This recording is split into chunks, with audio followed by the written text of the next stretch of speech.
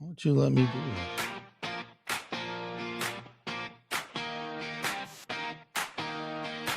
My top, Tampa Bay, let's roll. It's game day. Rays on the diamond, bolts in the sky, Bucs on the goal line, Bulls ride or die. From the tailgate talk to the bright field glow, you know where to go. It's the JP Peterson Show. Hey, Tampa Bay, let everybody know. Let's go. Night watching the Rays game. Oh, so much shit happened in that game last night, Timmy. Wow. Good morning to you, IndyCar Tim, and our Dallas affiliate. What's going on? Sounds like it. Good morning. You watched some of that Rays game last night? I did. Man, there's shit going on with the Rays that, like, They're starting to rarely piss me happens off in now. baseball. Yeah, right? they're just starting to piss me off now. It's just, these are just so good. Yeah. It is an amazing story. Like, every night we're talking about stuff happening that we've like never seen before in baseball or never seen before in the Rays. I mean, never before is a long time, in case you haven't figured that out. It's really a long time. You know, other dimensions we're talking about here. That's how magical this Rays season. I'm going to keep using that word, brother. Magical. It's just magical. Yeah. So many things that are happening. It's magical. And it's fun, and it may just turn out to be the greatest season in the history of baseball. We got an incredible show for you today, jam-packed, so we got lots to get to. I'll apologize ahead of time that I might not get to all your comments, but you know I'm going to try. Here's the deal. We got the Rays to talk about last night. So much happened in that game. I'll give you a quick stadium update. I did talk to Ken Babby last night, so we'll give you a quick update. He was commenting on the Carlson interview and all the other things that are going around town right now as far as the stadium goes. So I'll update you on that. We got the Bucs-Jets Rumble, and I'm going to tell you why that's freaking awesome. You know, some people are like, oh, man, we can't do this stuff. It's really – no. No.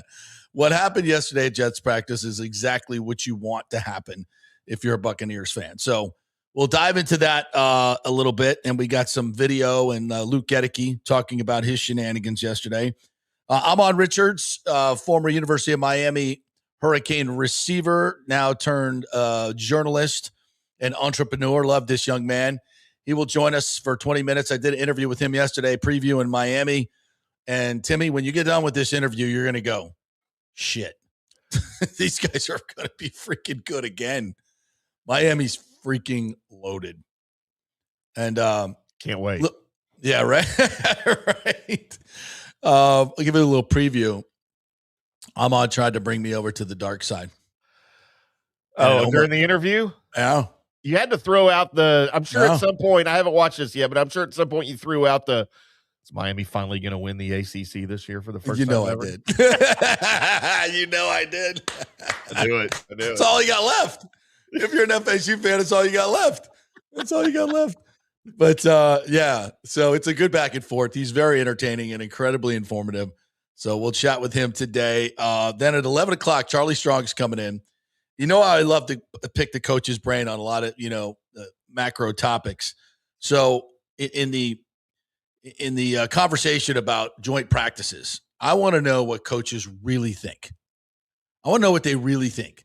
When players get in fights, are they like, oh, you cannot lose your composure like that. You cannot, that's going to hurt the team. You can't do it. We're throwing helmets around. Or are they like, I love that. I love that when my players rip helmets off. I want to see if I can pin him down on what honestly goes on in those coaches' conversations after these fights in practice. We'll see if we can get him to cop to that, because I think it's the latter and not the former, right? Oh, yeah. Right. I mean, as fans, you love that, too. You want that chippiness, right? Yeah. Right. Yeah. So, all right. So we'll chat with it. And also, we got quarterback battles going on at USF and Florida.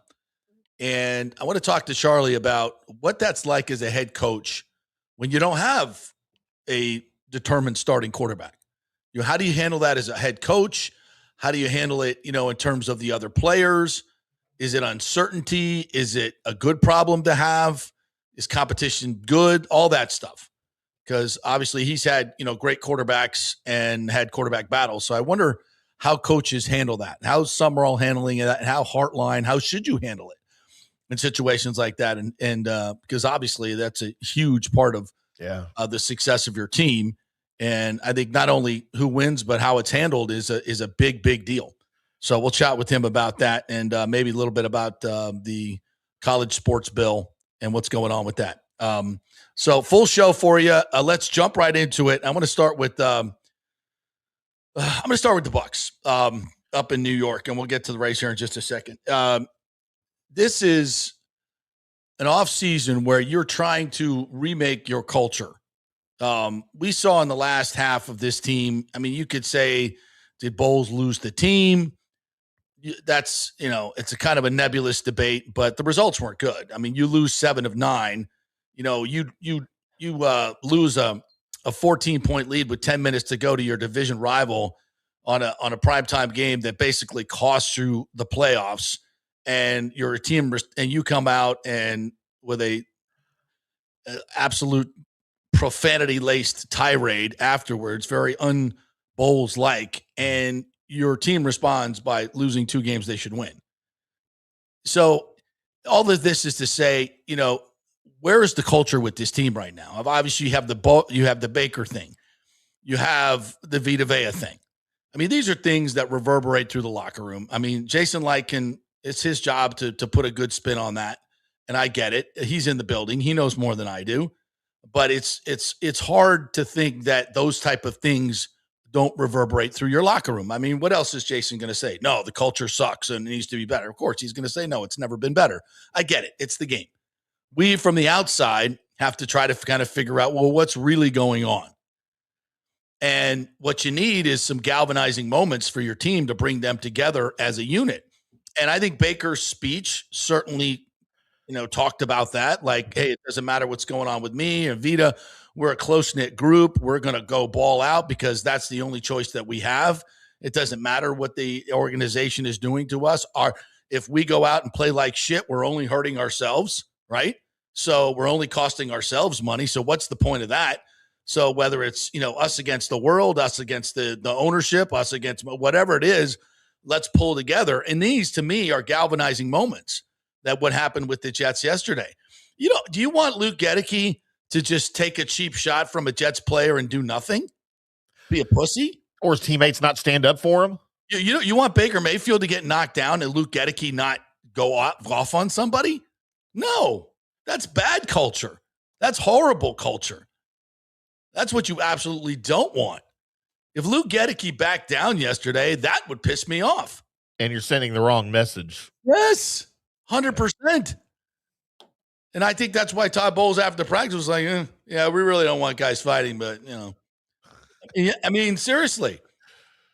I mean, to act like, oh, my God, the guy lost his composure and he can't be doing that in practice. I mean, it's practice. Luke Gedeke's not ripping somebody's helmet off and throwing it in a game. Maybe he is. He might. Yeah, he might. But even sometimes in games, not that you need to go that far to get kicked out, you do need to keep your composure in the games. Absolutely, 100%. This is not the game. This is not the game. This is practice. Talking about practice, not the game. This is where you want guys to do shit like this. And just in general yesterday, going from I was listening to the Pewter Report. Matt Matera was up there. Great podcast. They had a lot of great details. Highly recommend. Scott was on yesterday. We were getting, live in-time updates. And it was good practice for the Buccaneers. Anzalone had a pick. They had 3 or 4 picks of Geno Smith, who evidently didn't have a very good day. Shocking development. Bucky Irving had a great day, and he, as we've been telling you in practice, he's got the burst back. Bucky's got the burst back, and there's one reason why Bucky's playing hard, and it was a stroke of genius by Jason Light. It's called Kenneth Gainwell. It's called competition. It's called competition. That's what gets guys going, and guys like me saying, "Hey, Gainwell may get more touches than anybody on this team." You think Bucky Irving wants to hear that? Hell to the no. hell to the no. And, whatever Bucky went through last year from an emotional and mental standpoint and a physical standpoint, first time he was really hurt, where football was taken away from him and, self-admittedly did not deal with it very well. Yeah. Sometimes it's good to put an arm around a guy and hug him and say, we love you. You're our guy. It's also good to say, this is football and you got to go earn it. And we're not going to leave it all up to you. We're going to have an insurance policy in case you can't get back to it. And that's fine. There's nothing wrong with that. In fact, I highly recommend it. Guys sometimes need to be hugged and guys sometimes need to be pushed and some guys need both. And I think that's the exact way you should handle things like that. And I don't think it will bring out the absolute best in Bucky Irving and the absolute best in Kenneth Gainwell and for the absolute best of the Tampa Bay Buccaneers. Stroke of genius. That's exactly what this team needed. Not some, let's go draft a running back. Let's get a second tier guy. No, we're bringing in a proven guy who has high character, was the MVP as voted on by the Steelers teammates. That's who we're bringing in. Yeah. Not to take your job, but to add to this football team, give us an insurance policy. And, Bucky's not the biggest guy in the world. You need somebody like that. But I'm glad they didn't, it's just, we'll go find a guy in the draft. No, go get a guy who's done it before at a very high level. Stroke of genius. And Gainwell is paying off. And I think he's going to have a huge season, as will Bucky. And I love this offense. You need to get Tristan Wirfs back. Nothing runs well without the best left tackle in the game. So that will be a big, big plus once they get him back. And there's no rush to get him back, right? So take your time, Tristan. Get 2-3 weeks out. You'll be fine. He'll be fine. He'll know. He'll be ready for the opener. No question about that. So anyway, a great day for the Buccaneers. I love what's going on in this camp, except for the contract shenanigans. I wish they would just get that over with, but we're not going to spend a whole lot talking about that. Which, by the way, as we've talked about, affects that culture that we were just referencing. Absolutely, 100%. 100%. Not in a good way. Not in a good way. I don't think. I could be wrong, but my experience, those are things that reverberate throughout the locker room. When guys who are doing everything they should be doing don't get paid commensurate to what other players are getting paid in the league. And I don't think you can debate that. You want to debate me on whether Vita Vea is a top 3, top 5 defensive tackle in the game. You're losing that debate. All these other guys are getting long-term deals. I know he's older. I think he's a bit of a unicorn in that regard. I may be wrong. I think he can play another 2-3 really productive years. Mm-hmm. And at that level, he's a difference maker. If this was just some average guy at 31, no. Or even an above average guy, but a unicorn, a top 2 or 3 defensive tackle in the game, nose tackle. And again, defensive tackles can be judged at certain things. For what Vita Vea does, there's nobody better in the game, in my opinion. Being a space eater, pushing the pocket, shutting down the run game. He's the best in the game. And I wish they'd use him as a lead blocker. He's that athletic. Yeah. He's that good. They should be doing that. But listen, these things reverberate throughout. So I think it's even more important when you have moments like this. The whole team is together. They've traveled to New York. They're bonding. You don't take shit from the other team. That's a no. And I think it's great. Let's listen into Luke Gedeke, who faced the fire of the mean media afterwards, asking him, why are you throwing helmets, man? What's up? How are we doing, guys? Great. No one is the enforcer, and certainly we're out enforcing something today, but the helmet tossing and stuff like that in the game, obviously. Yeah, obviously not the greatest decision by me. But with that being said, I'm not going to I'm always going to defend my players. I'm not going to, and defend myself for that matter. I'm not going to get punked and not do anything about it. Especially on a football field. Just kind of comes with the game, I guess, especially in joint practices. You see stuff like this all the time. Obviously, you try and limit it and, make sure it doesn't happen in game, obviously. But, yeah, I'm always going to stick up for my guys. I'm going to stick up for myself. I don't care what happens. Was it that rookie that was taking liberties out there? Well, he called me out in one-on-ones, and he wanted to go against me, and then lost, and then tried shoving me after. And then 52, I believe, came from the side and just cheap shot me. So that didn't start practice warm and fuzzy, that's for sure. Yeah. Do you know 52 Kingsley? Have you played against him? He was Yeah, I played against him at Green Bay, same draft class. Yeah. Overall, what did you make of the team's performance finally getting to go against another team? I mean, it's early to say, but I think for the most part, I think we held our own and stuff. I mean, you got to take a look at the film, obviously. I mean, there's always stuff to correct and everything, individually and team-wise. But I think we had some good runs and we had some not so good runs, and got to take a look at protection, how we held up and everything.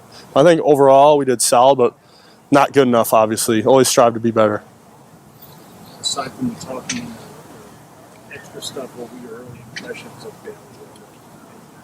I mean, he's solid. Speed rusher. I don't know too much about the guy. I mean, obviously I know he's a rookie, but definitely a speed rusher. Definitely twitchy and stuff. I mean, looking forward to blocking him again tomorrow. The fighting can certainly pump players up and then motivate players, but sometimes it can take people out of their game as well. How do you kind of find that balance? I would say I flip a switch when I get on a football field. I mean, I play my best games when I'm angry. So, to be honest, if someone's like trying to jab me or do extra stuff, it only plays in my favor, to be honest with you. And I feel like over the years I've gotten good at being able to toe the line in games and never cross that. What do you guys have to do, both teams, to prevent this from carrying over to tomorrow? Because sometimes you've seen in these joint practices when you get back out there. Yeah, I mean, a few of us and a few of the leaders from the other team, we had just had a conversation and just about like, listen, we're here to practice. I mean, just kind of keep each other up. We're here to get better in football. I mean, obviously, you can only control what you can control, but just realize why we're here. And obviously, fighting isn't the reason we're here. We're here to get better and play football. So try and keep the game, and it is what it is. I'm not sure how much you get to see on the other side at left tackle, but what can you say about the job done by Chipuma and Schooley, Tristan now? From what I've seen so far in camp, I mean, they've held their own, definitely. They've done a great job over there. Schooley and Chooks, both individually, have really been holding their own. Whether it's in the run game, pass game, switching up sets, they've definitely been doing a solid job. I'm proud of both of them for filling in with Tristan's absence, and they're definitely holding their own. I mean, hats off to them. You've gone against Bailey today. You've seen Bain a lot, obviously, in practice. The two guys were first-round picks. Compare and contrast them. Who do you think is better? I mean, I don't want to say one's better than the other, but different types of rushers. Yeah, Bain's got more. He's got finesse moves and power. Yeah. Bailey, he seems more finesse moves. I mean, he tried power a few times, I think. Yeah, mostly speed guy, twitch guy. Yeah. As far as who's better, I mean, I don't really want to say who's better. Yeah. Ruben the other day told us that you're a guy that he's kind of gone to in the early stages of camp to give advice and kind of just bounce off ideas and get feedback from. What has your experience been like with Ruben as he kind of navigates his way through this game? Yeah, he'll ask me like what I'm seeing, like if he's giving anything away, kind of what I'm feeling like on his rushes and stuff like that, and just kind of like what I'm seeing. Like I said, if he's showing anything. So that we kind of discuss and go over. Talked to him before practice. I mean, I got to see how he did during practice. I hope he did great. But just told him, play your game, man. I mean, it's no different than college. I mean, football is football. Thank you. Thank you, guys. Yep. The Gedeke there. I mean, what more do you want there? I mean, that's. How are we doing, guys? Great. I'm not going to get punked. What's happening right now? Oh, it's just going back. Yeah, I'm not going to get punked. Yeah, absolutely. 100%. I got no problem with what Luke Gedeke did. By the way, here's some footage from the yesterday's fun. There's Ruben Bain and Jeremiah Trotter stopping a run play. Geno Smith did not have a good day. There we get Trotter again there, thumping somebody in the middle. There's 45, who, by the way, The depth chart came out, and he was listed behind Servassier Dennis. It's early. It's early. Yeah. In case you didn't know, no, depth charts don't mean squat. They are used by coaches to motivate players. There's Baker to Ted Hurst, who makes a nice sliding catch there of a slant pass. I like that he used his body and went down and got the low throw, instead of trying to kind of catch it. And, those when you're in traffic like that and the quarterback throws that, he's throwing it low for a reason, so you can protect yourself. And early in camp, he wasn't doing that. And Godwin's just a monster. He's going to have a monster year. And he stays healthy. Baker loves him. He runs great routes. They're just tearing up the Jets, who have a pretty good defense. So all in all, really good day by the Buccaneers. All right, let's go over to the Rays and a 12-4 win last night, Timmy. Let me just rattle off some numbers here. Every night it's something different. Remember last night, 2 nights ago, they hadn't come back from 4 runs down on the road, 7th inning or later, since 2009. That's a big deal. That's a very rare comeback. So speaking of rarefied air, 6 home runs last night total, which I believe sets the franchise record for a game or ties it. 12-4 was the final. Nick Martinez with his first complete game win of his career. 36 years old. And he's had a really good career, by the way. Yeah. But those complete games are rare. And kudos to Kevin Cash, who went to him in the 7th inning when I think he had like 80 pitches. And he's like, no, Skip, I want to do this. I want to go. So he let him go. Nice. I think it was the right move, and he got it done. Gave up a couple in the ninth that probably didn't want to, but great performance by Nick Martinez again. Chandler Simpson is now hitting .307. He is in 2nd place in the American League in batting average. Chandler freaking Simpson, 4th overall in Major League Baseball, and in his last 10 games is hitting close to 500. He was at 487, and he got another hit in his last 10 games. He's almost hitting 500. He's hitting 387 for since July 1, I believe. That's ridiculous. Wow. In this day and age, for a guy that, last year, even coming into the season, he was going to be a platoon guy. I don't know why we were bitching and moaning about that, but the season that Chandler's having, and he's coming up big in big moments. 2 nights ago, he had the tying RBI. Last night, knocked in another couple key RBIs. He just continues to play tremendous baseball. And by the way, +7 in outs above average. And that puts him 11th overall in Major League Baseball. 11th, +7. Last year, he was a -5. To go from those two, I mean, first of all, hats off to the organization and Chandler Simpson, number one, to working his ass off to become a better outfielder. He's never going to have a great arm, but he's going to make up for it in speed and jumps that he gets. And working with Kevin Kiermaier in the offseason, and I'm brain farting on the guy's name here, the first base coach, Corey Dickerson, who's really mentored him tremendously well. So he's gone from a -5 to a +7 and 11th in Major League Baseball in defensively and outs above average. That's phenomenal. That's just phenomenal. So Chandler's having a great year.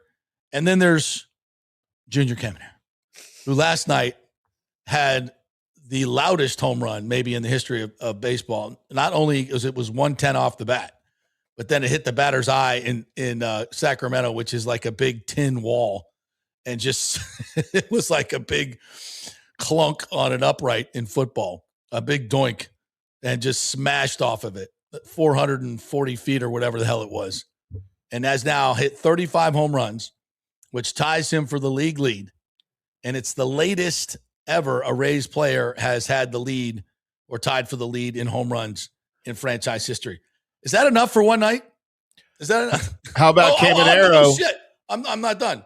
Go ahead. You take over. I was going to say, how about Caminero now, the second youngest player ever with consecutive 35 home run seasons? Damn, we don't have time for all of them, the superlatives. And that's just one game. It's just one game. Taylor Walls. Homer from both sides of the plate. I forgot about that one. First time since 2023, I believe. It hasn't hit a home run in a year. His first two home runs. Hits 2 in 30 minutes from both sides of the plate. When I say magic, are you starting to get you're starting to get it? The magic thing? Like, this shit does not happen. Even Carson Williams getting in the act here. Yes. Oh my God. 3-run homer.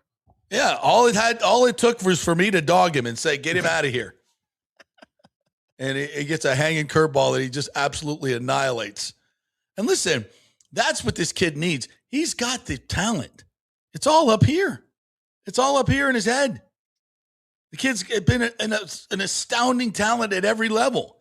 But he gets to the major leagues and he just pees down his leg. Yeah. You know, that's a bad phrasing. He just, I liked it. But it's that's what it is. The kid has all the talent in the world. He can do this. He just needs to clear his head, trust his talent, and get to work. You know, he's got it. I mean, he smoked that ball. And that's just another asset that we've kind of written off because he just hasn't been able to do it. But, you know, the major leagues is littered with kids and guys that came up early and just couldn't get it done. But it takes time. Aranda was that way. Mike Schmidt was that way. There's a lot of guys. Me and Big O talked about this the other day. By the way, another great Big O show that we did on Tuesday. If you haven't seen that, go check that out. If you're a Rays fan, put it on your list. Go to your podcast, FanStream Sports Tampa Bay.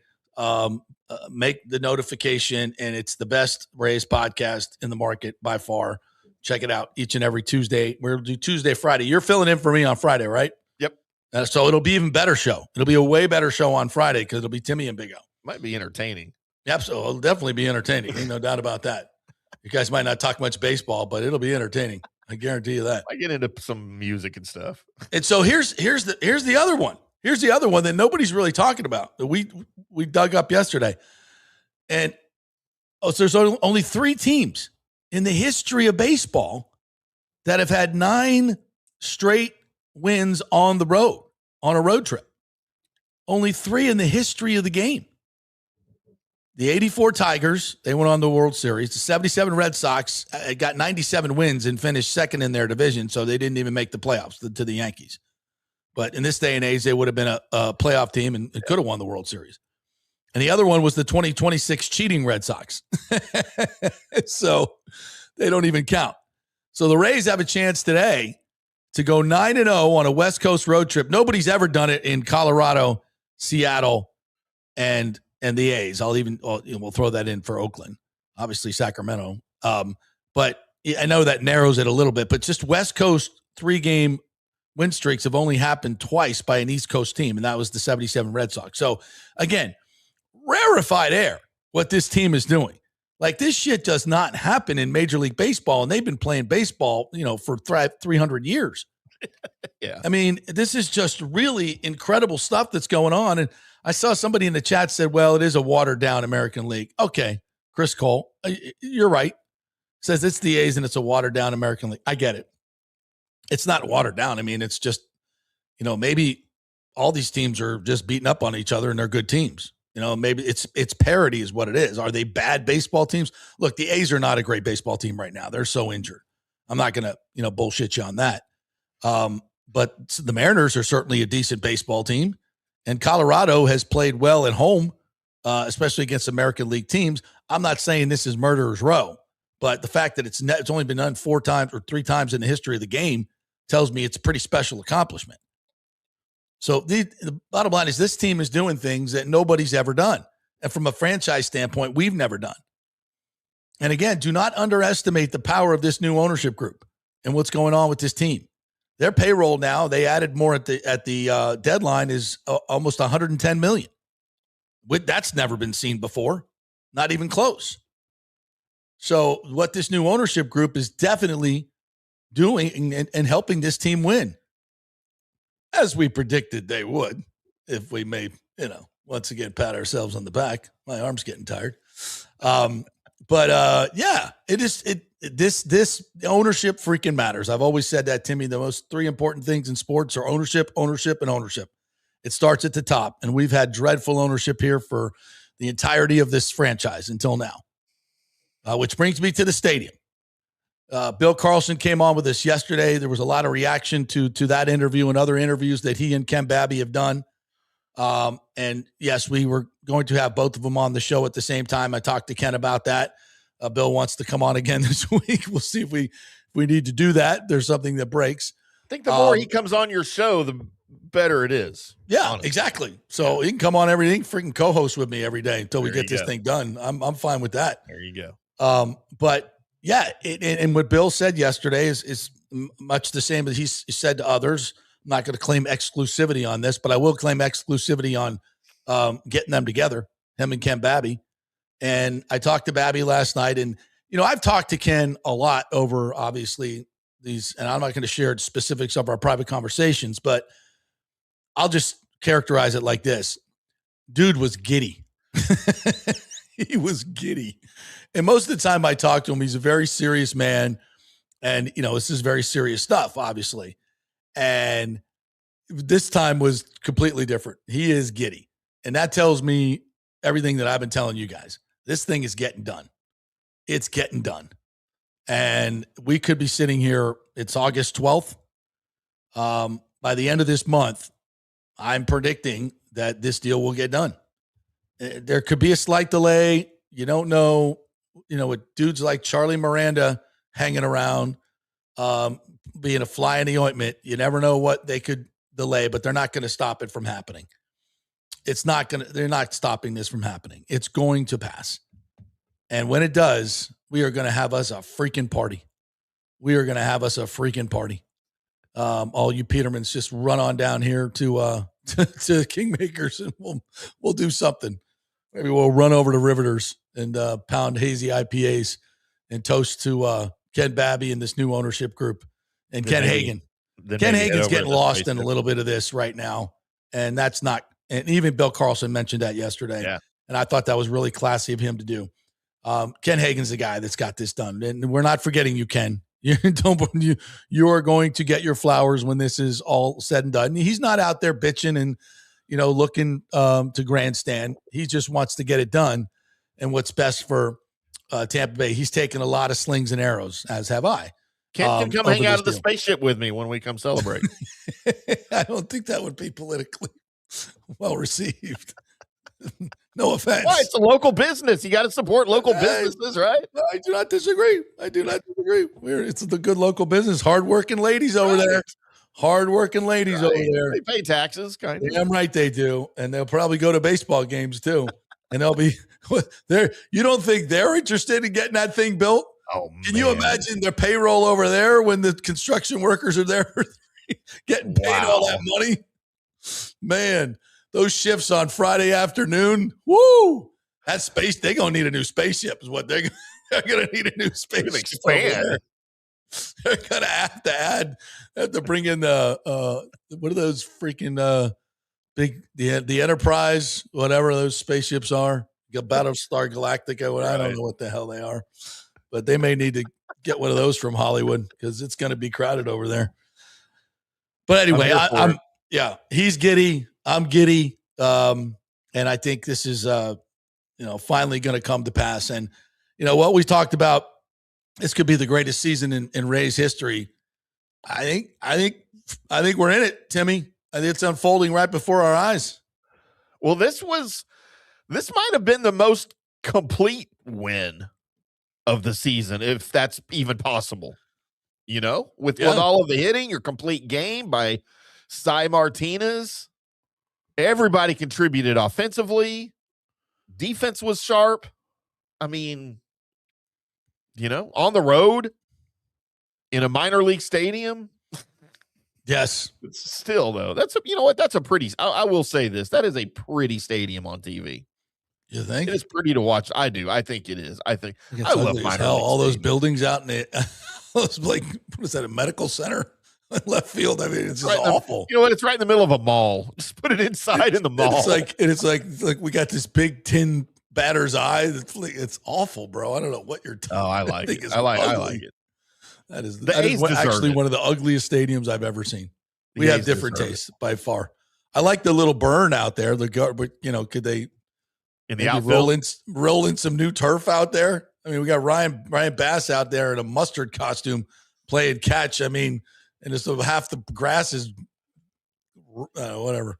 No, it's ugly. Perfect. It is perfect for the A's. All right, before we hit the break, let's get to some of our VIP members.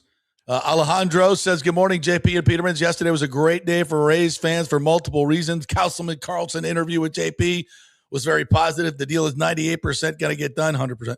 Rays win again. Pooh Shiesty, another one of our Petermans, says, big win for the Rays. Positive stadium news, a great day in Tampa Bay. He adds Cy Martinez for a complete game win. I'm glad JP was so supportive of this signing from the start. What a disaster this is. Yep. See, I do that on purpose, guys. You know that, though. I dog Carson Williams. He hits a home run. That's why I'm here. Alejandro says, Rays win again and just get great to see everyone get hits. Junior homer. Mesa Jr. I forgot about Mesa Jr. You were the homer. Walls homers twice. Shit, after talking smack about Carson, comes in and has a 3-run homer. Yeah. It's fantastic. Ushiesty says, friendly reminder to send positive and polite emails to city council. Yes, all city council, not just Bill.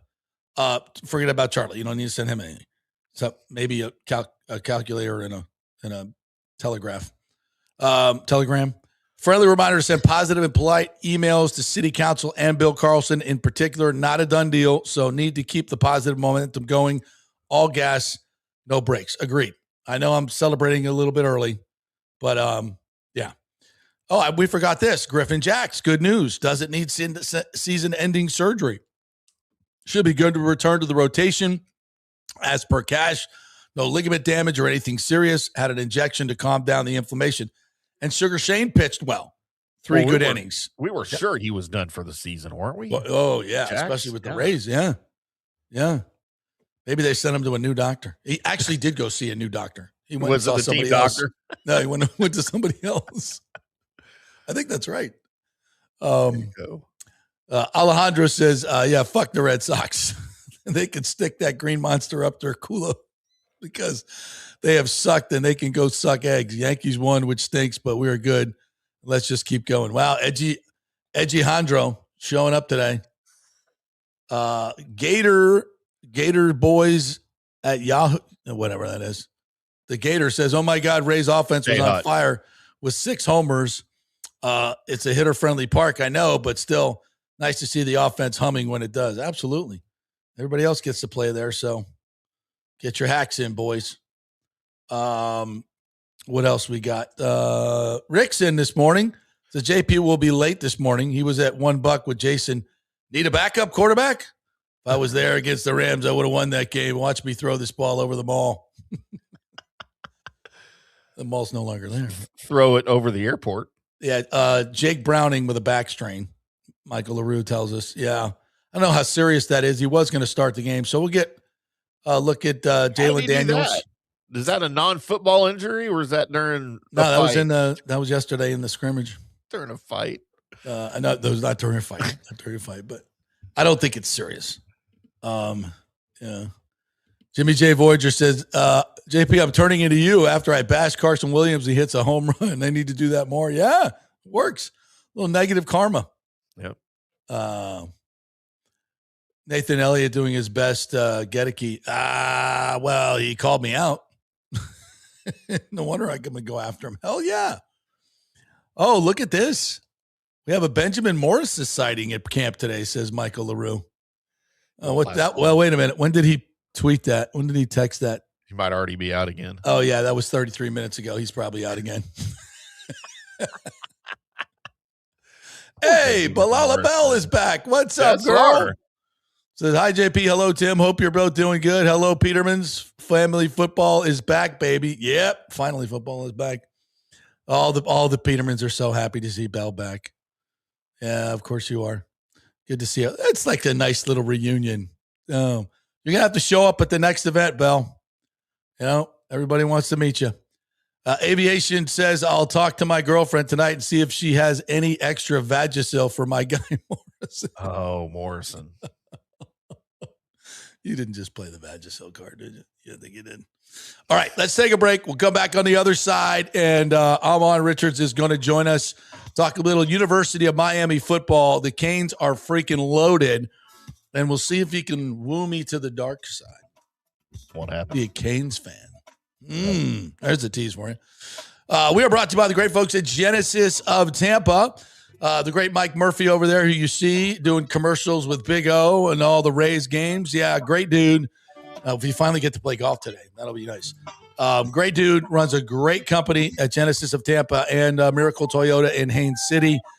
They do great things in the community, and they sell cars. They sell a lot of cars. They back them up with a great warranty. You'll love them. It's a great experience over there. Mike and his family have been doing this for a long, long time. They give you a lot for your trade-in, which they did for me. I got the GV70, which is absolutely a fabulous SUV. So check out the great cars at Genesis of Tampa. Get a great deal. No payments for 90 days, free gasoline, all that stuff. They're making deals at the Murphy Auto Group at Genesis of Tampa, 801 East Bears Avenue, just off of 275. Tell them JP sent you. Back in 3. Pitch Roofing believes giving back is part of doing business the right way. That's why they proudly offer exclusive discounts to those who gave the most to our communities, including veterans, first responders, seniors, and teachers. And for listeners of the JP Peterson Show, there's even more good news. Pitch Roofing is now offering a special discount just for fans of the show. With so many roofing companies coming and going in Florida, it's important to choose a contractor you can count on long after the job is done, especially when it comes to honoring your warranty. Pitch Roofing is built for the long haul with a reputation for quality, transparency, and standing behind their work. Whether it's a repair or a full replacement, their team delivers honest guidance, quality workmanship, and no high-pressure sales. Call 727-67-PITCH, 727-677-4824, or visit pitchroofing.com to schedule a free estimate. Pitch roofing done right. Big thanks to Italiano Insurance, the great folks over there. They will soon be part of Gallagher Insurance. A little name change, but same great folks, same great customer service you've known for over 65 years. They do all the work. You save all the money. ItalianoInsurance.com at 813-877-7799. Hey, guys, you already know that Riveters is the best sports bar in all of Tampa Bay, but now it gets even better for Rays baseball season. During all Rays games, check this out, $6 Tito's, $6 Jack, $6 margaritas, all during Rays games. Are you kidding me? And that's always a great pour from the great bartenders at Riveters. Great service, great food, everything is fresh, nothing is frozen. And let me tell you, if you want baseball and wings, you will not find any better than Riveters. Their sauces, like the blue cheese and the ranch and everything, is handmade, and the wings are big and they're perfect. Wings, baseball, Rays, Riveters. It all comes together during baseball season. Once again, in addition to all the great food and service, you get $6 Tito's, $6 Jacks, $6 margaritas. It's time to celebrate. Baseball season is back, and celebrate at Riveters. You know where it is, right there on Dale Mabry, just north of 275, just south of the stadium. See you there at Riveters. Hey, the Golden Diamond Source wants to be your family jeweler, so don't wait any longer to find that one-of-a-kind perfect engagement ring for that special someone in your life. At the Golden Diamond Source, they can design anything you want personally. The Golden Diamond Source can help you trade in your old broken jewelry and use it towards a new purchase as well. And with gold prices at record high, now is the best time to do it. They only sell natural diamonds at the Golden Diamond Source, so if it's a real love, it should be a real natural diamond. Don't start your relationship with a fake diamond. Bad idea. And with the Golden Diamond Source first-time buyer program, you can learn all about the 4 C's in all the different shapes and styles. And they are able to show you a huge selection of inventory to choose from. And don't forget, 0% financing for up to 5 years. If you finance $5,000, it's only $83 a month. Make sure it's a Golden Diamond Source diamond, 3800 Almerton Road, always online at goldendiamond.com. It's a love you give only at Golden Diamond Source. Hey, JP here for Genesis of Tampa and the Murphy Auto Group. I think the best way to experience a business is to use that business. And I just did at Genesis of Tampa. Just bought a GV70, a 2023, and it feels and drives all new. It's an absolutely fantastic car. The technology, the comfort, And the price, absolutely outstanding. Frankly, I never thought I could get into a car like this, but they made me a deal I could not refuse. And I also get the VIP service where you can just drive right up, their pit stop service. They'll top off all the fluids, make sure your air in your tires is good, new wipers if you want them. If you need extended service, they will come to you, bring you a courtesy car, and then bring your car back. What more do you want? The experience was just VIP all the way. And you can get that at Genesis of Tampa. And don't forget, you can get extended warranty, which I did. So I have worry-free miles up to 100,000. And all they do is just take it in. Actually, I don't have to take it in. They come to me. It's perfect. It's Genesis of Tampa right there, 801 East Bears Avenue, right off of 275. Go see them and tell them JP sent you. Let's go. Right now, back to the show on FanStream Sports. All right, welcome back to the JP Peterson Show. You know, well, let me do this live read first before I gloat again. Please. Gloat alert. Gloat.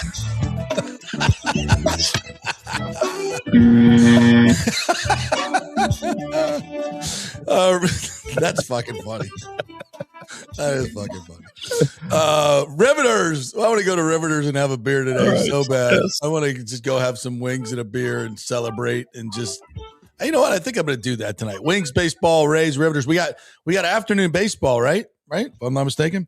So you get the double whammy. You get the great happy hour specials that always are at Riveters from 3 to 7 every day. And then you also get the Rays happy hour, which is the $6 Tito's and Jack and Margs. So it's a win-win-win-win-win. So get off early, go to Riveters, get your wings, get your beer, watch Rays baseball, bada bing, bada boom. Mm-hmm. There you go. There's your live read. 3:05 first pitch, by the way. Okay, there you go. All right, so this just in. I missed this last night. Somebody sent it to me. The task force in Orlando for their tourist funds will not be recommending the Orlando Dreamers ballpark to move forward. Oh, so there's no public money in Orlando for your ballpark. Where have we heard that, Timmy? Huh. There you go. Yeah. I'm not going to I got to get to this interview because Charlie's coming in too. I'm not going to gloat too bad just because I'm happy that we got it done. You know, I still love Orlando. Many of your annoying dreamers, not the people in the actual organization. They're my God. But I told you all along, it ain't happening. You're just leverage. The stripper does not love you. It's not true. All right, let's do a little Miami preview. Our good friend Ahmmon Richards is going to join us each and every Monday when the season gets started. This is our preview. We taped this yesterday. So the University of Miami is absolutely loaded, folks. They're the best team in the state, maybe the best team in the nation. So without further ado, roll it, Timmy. All right, let's talk little Canes football with Ahmmon Richards, who is going to be joining us throughout the season to break it all down. What is going to be a national championship season for the University of Miami. In fact, they may even win the ACC for the first time. You know, I had to get that dig in there being an FSU guy. Ahmmon, how are you, partner? I appreciate the time, man. Listen, I know you're technically a rival, but I appreciate it. You know, it helps us get over the curve, hopefully, this upcoming season. Yeah, well, I know you'll beat our ass, but that's not saying much these days. But I know what, it's funny because once you guys were such bitter rivals, but I've come to really love and respect this new Miami kind of vibe that you got going. You started by hiring one of my favorite people in the world, and that was Mark Richt, who's just, I think, one of the great. I got to know him at Florida State for many years. We played basketball together, full court. Wow. During lunchtime basketball. So Mark and I got to know each other really well, and obviously became a great head coach and battling Parkinson's now, and always prayers for him. So when he came to Miami, I was like, I can't hate Mark, and I like what he's doing. And then Cristobal's kind of picked up and run from there. So I actually don't hate you guys as much as I used to. You keep surprising me, and you're a hell of a nice guy too, and Mike Murphy. So yeah, as I get old, I get soft, bro. I just get soft. So, man, listen, we're open arms over here. I think we're trending the right way. New applications. If you want to come over to the good guys, I ain't going that far. Now, hold on. It's well, I don't know. here. It's getting pretty bad. So maybe I'll just, if you can't beat them, join them, right? Yeah, man. See, it was easy to hate Sapp and Irvin and all that. That was easy. But you guys are too nice. You're just too nice. Yeah, I think we don't really give too much media, things to top, like punchlines, right? The team kind of humble, they're down. They just go 1-0, and that's their mantra, and they don't really give you too many things like clickbait or kind of talk about. So that's one thing I do love about this new regime.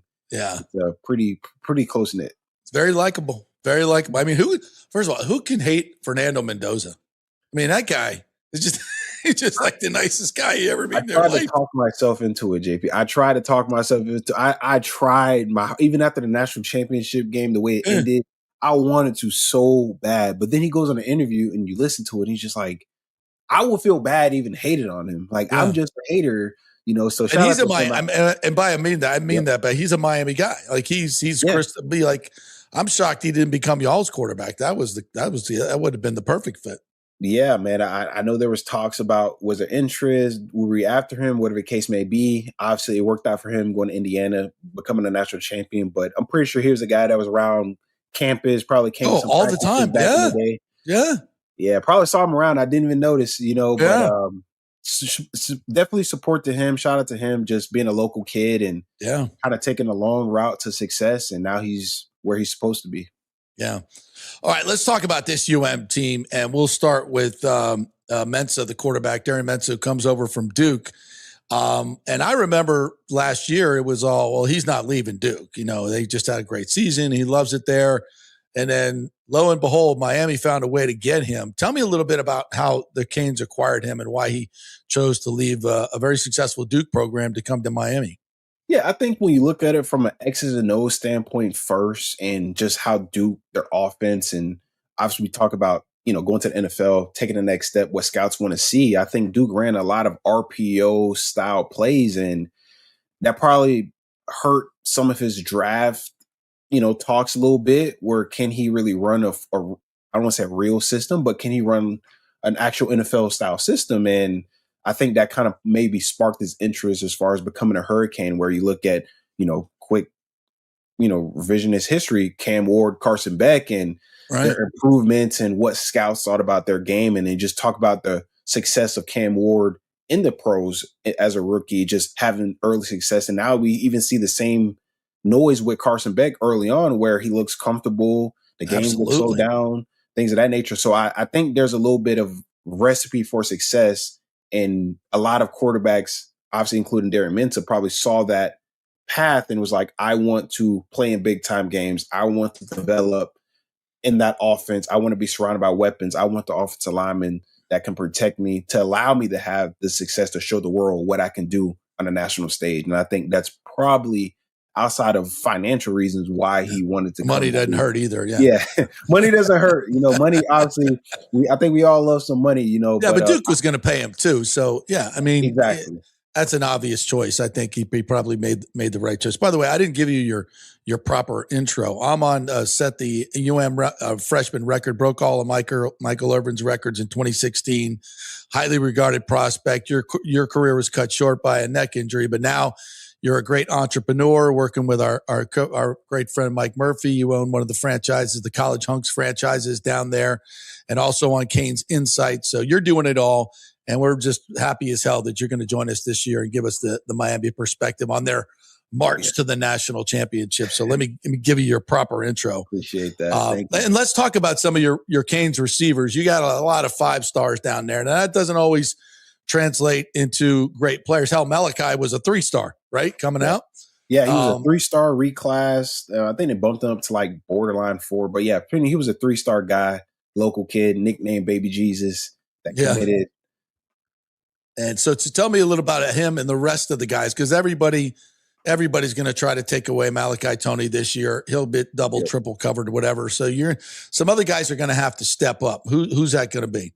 Yeah, so I mean, we have a plethora of young, talented DBs or wide receivers, but obviously heading the way Malachi Toney, coming off pretty much the greatest freshman season in history. Probably arguably one of the best ones in college football as a true freshman. That reclass, by the way. Then you got Cooper Barkay, transfer from Duke, was 1,000-yard receiver. He actually had more receiving yards than Malachi Tony in the same conference. So he's a great player. Great player and very impressive in spring and fall camp. A guy that I think is a lot faster and has a lot more ability than people are giving him credit for. So definitely a name to watch out for. But the sneaky guys that's kind of flying on the radar, but internally, I think we know what we have. Josh Moore, 6'4", 200-plus pound receiver. Played a little bit last year, got banged up, was a true freshman. Very productive. If you turn on that USF game, I mean, he might have had the best game out of all the receivers. He had 100-plus yards, 2 touchdowns. I remember him. Yes. Yeah, he's definitely taking the next step in that room. Just being healthy, his body is taking the next step, but just I can tell the game is slowing down for him quite a bit. Dalen Upshaw is another guy I want to shout out to.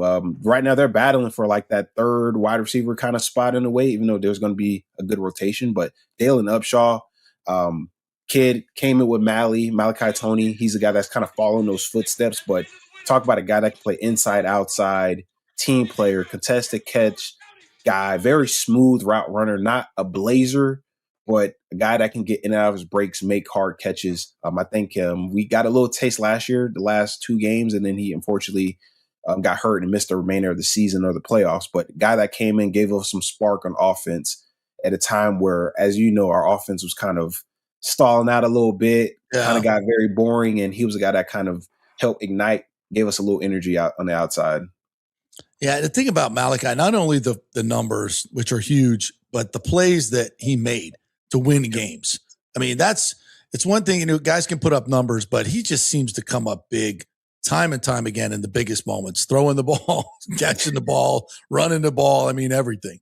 Yeah, I mean, his competitive fatigue is what I call it. Like, he does not get tired of making the big play over and over again. A lot of times guys make like one big catch and it's like, all right, I think I did enough for today. Like, I'm good enough. I'm satisfied with this. He looks for those moments again and again. And we just think about Ole Miss game, A&M game, like coming after the fumble, the response. Ohio State, same thing. Like, he had like what would be 2 fumbles, and he just kept hammering away. National championship game. I mean, we're down 7-10 or whatever, or 7-17, and just he kept answering the bell, short yardage. Jet sweeps for a touchdown, plays over the middle to get us in striking range. I mean, he just answers the bell. So he's a guy that's very consistent, and I'm pretty sure he's every offensive coordinator's dream. Just give him the ball. Get him the ball. And the FSU game, he torched us there too. I didn't want to bring it up. I promise. Yeah, I left that off out of the sink. I'm such a glutton. I rewatched that game.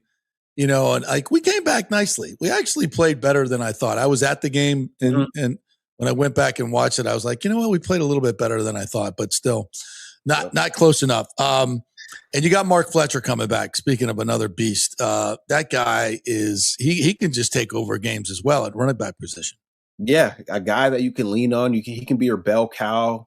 We talk about him being healthier or healthy, the healthiest he's been at Miami towards the end of that playoff run. And you saw that playoff run was amazing. We talk about a guy that, I mean, big play after big play, and people really underestimate how easy he can pick up 5 to 7 yards on first down, which sets up the offense to have more success. But a guy we lean on, he's the heart and soul of the team. I mean, you ask around, guys love him. His story with his father passing away, being a big Miami Hurricane fan, and just his resiliency to just stay focused. He's a guy that came in, and which I respect the most, came in, immediately battled injuries, from his freshman year, sophomore year, and he's finally able to have like a offseason where he can really work on his game and improve. And we saw that in his junior campaign. So I look forward to his senior season. And he's a guy at camp just looked really well, healthy, jumping around, obviously being the same leader he's been. And I'm excited to see what he can do for us this year as a senior. And the offensive line, I know you lost a few guys there, but they're just reloading with more talent, I'm guessing.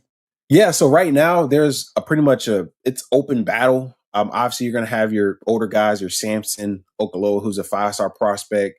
who's going to obviously probably get the start somewhere, whether it's left guard, left tackle. But Ryan Rodriguez at center.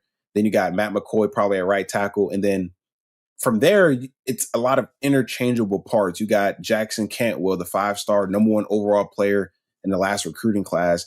He's getting his reps in as well. Ben Cogden, who's a somewhat underrated recruit, but my God, the guy's 6'8", 300+ pounds, and he was a wrestler as well. He has a wrestling background. Oh, those guys are good. He can bend. For a guy that's 6'8", I haven't seen a guy that can bend and move. 6'8" wrestler? Yeah, it's insane. I shook his hand the other day, and I promise you, I felt like he grabbed me up here. That's what it felt like. That sounds like WWE material right there. Massive. If it doesn't work out in football, which I'm sure it will, he definitely has a wrestling career. He can be like Kane or one of those guys. Yeah, even after football, The Rock. Yeah. But it's truly like the offensive line. Yes, like we're going to lose, obviously probably two of the best O-linemen that just came out the last draft. But we talk about what we're replacing. I think we're replacing with the right body types. And then you leave it to Coach Mirabal and Coach Mario Cristobal to develop and mold those guys. But right now, from what I'm seeing, those guys are playing left guard, right guard, center. They're all over the place, and they're getting cross-trained. So they're going through that gulag. But, I mean, you can bet by game one, we're going to have, like, an offense line that's a respectable, a really good product out there in the field, I'll say for sure. And you guys always have a great tight end. Who's next? Right now, it's going to surprise you.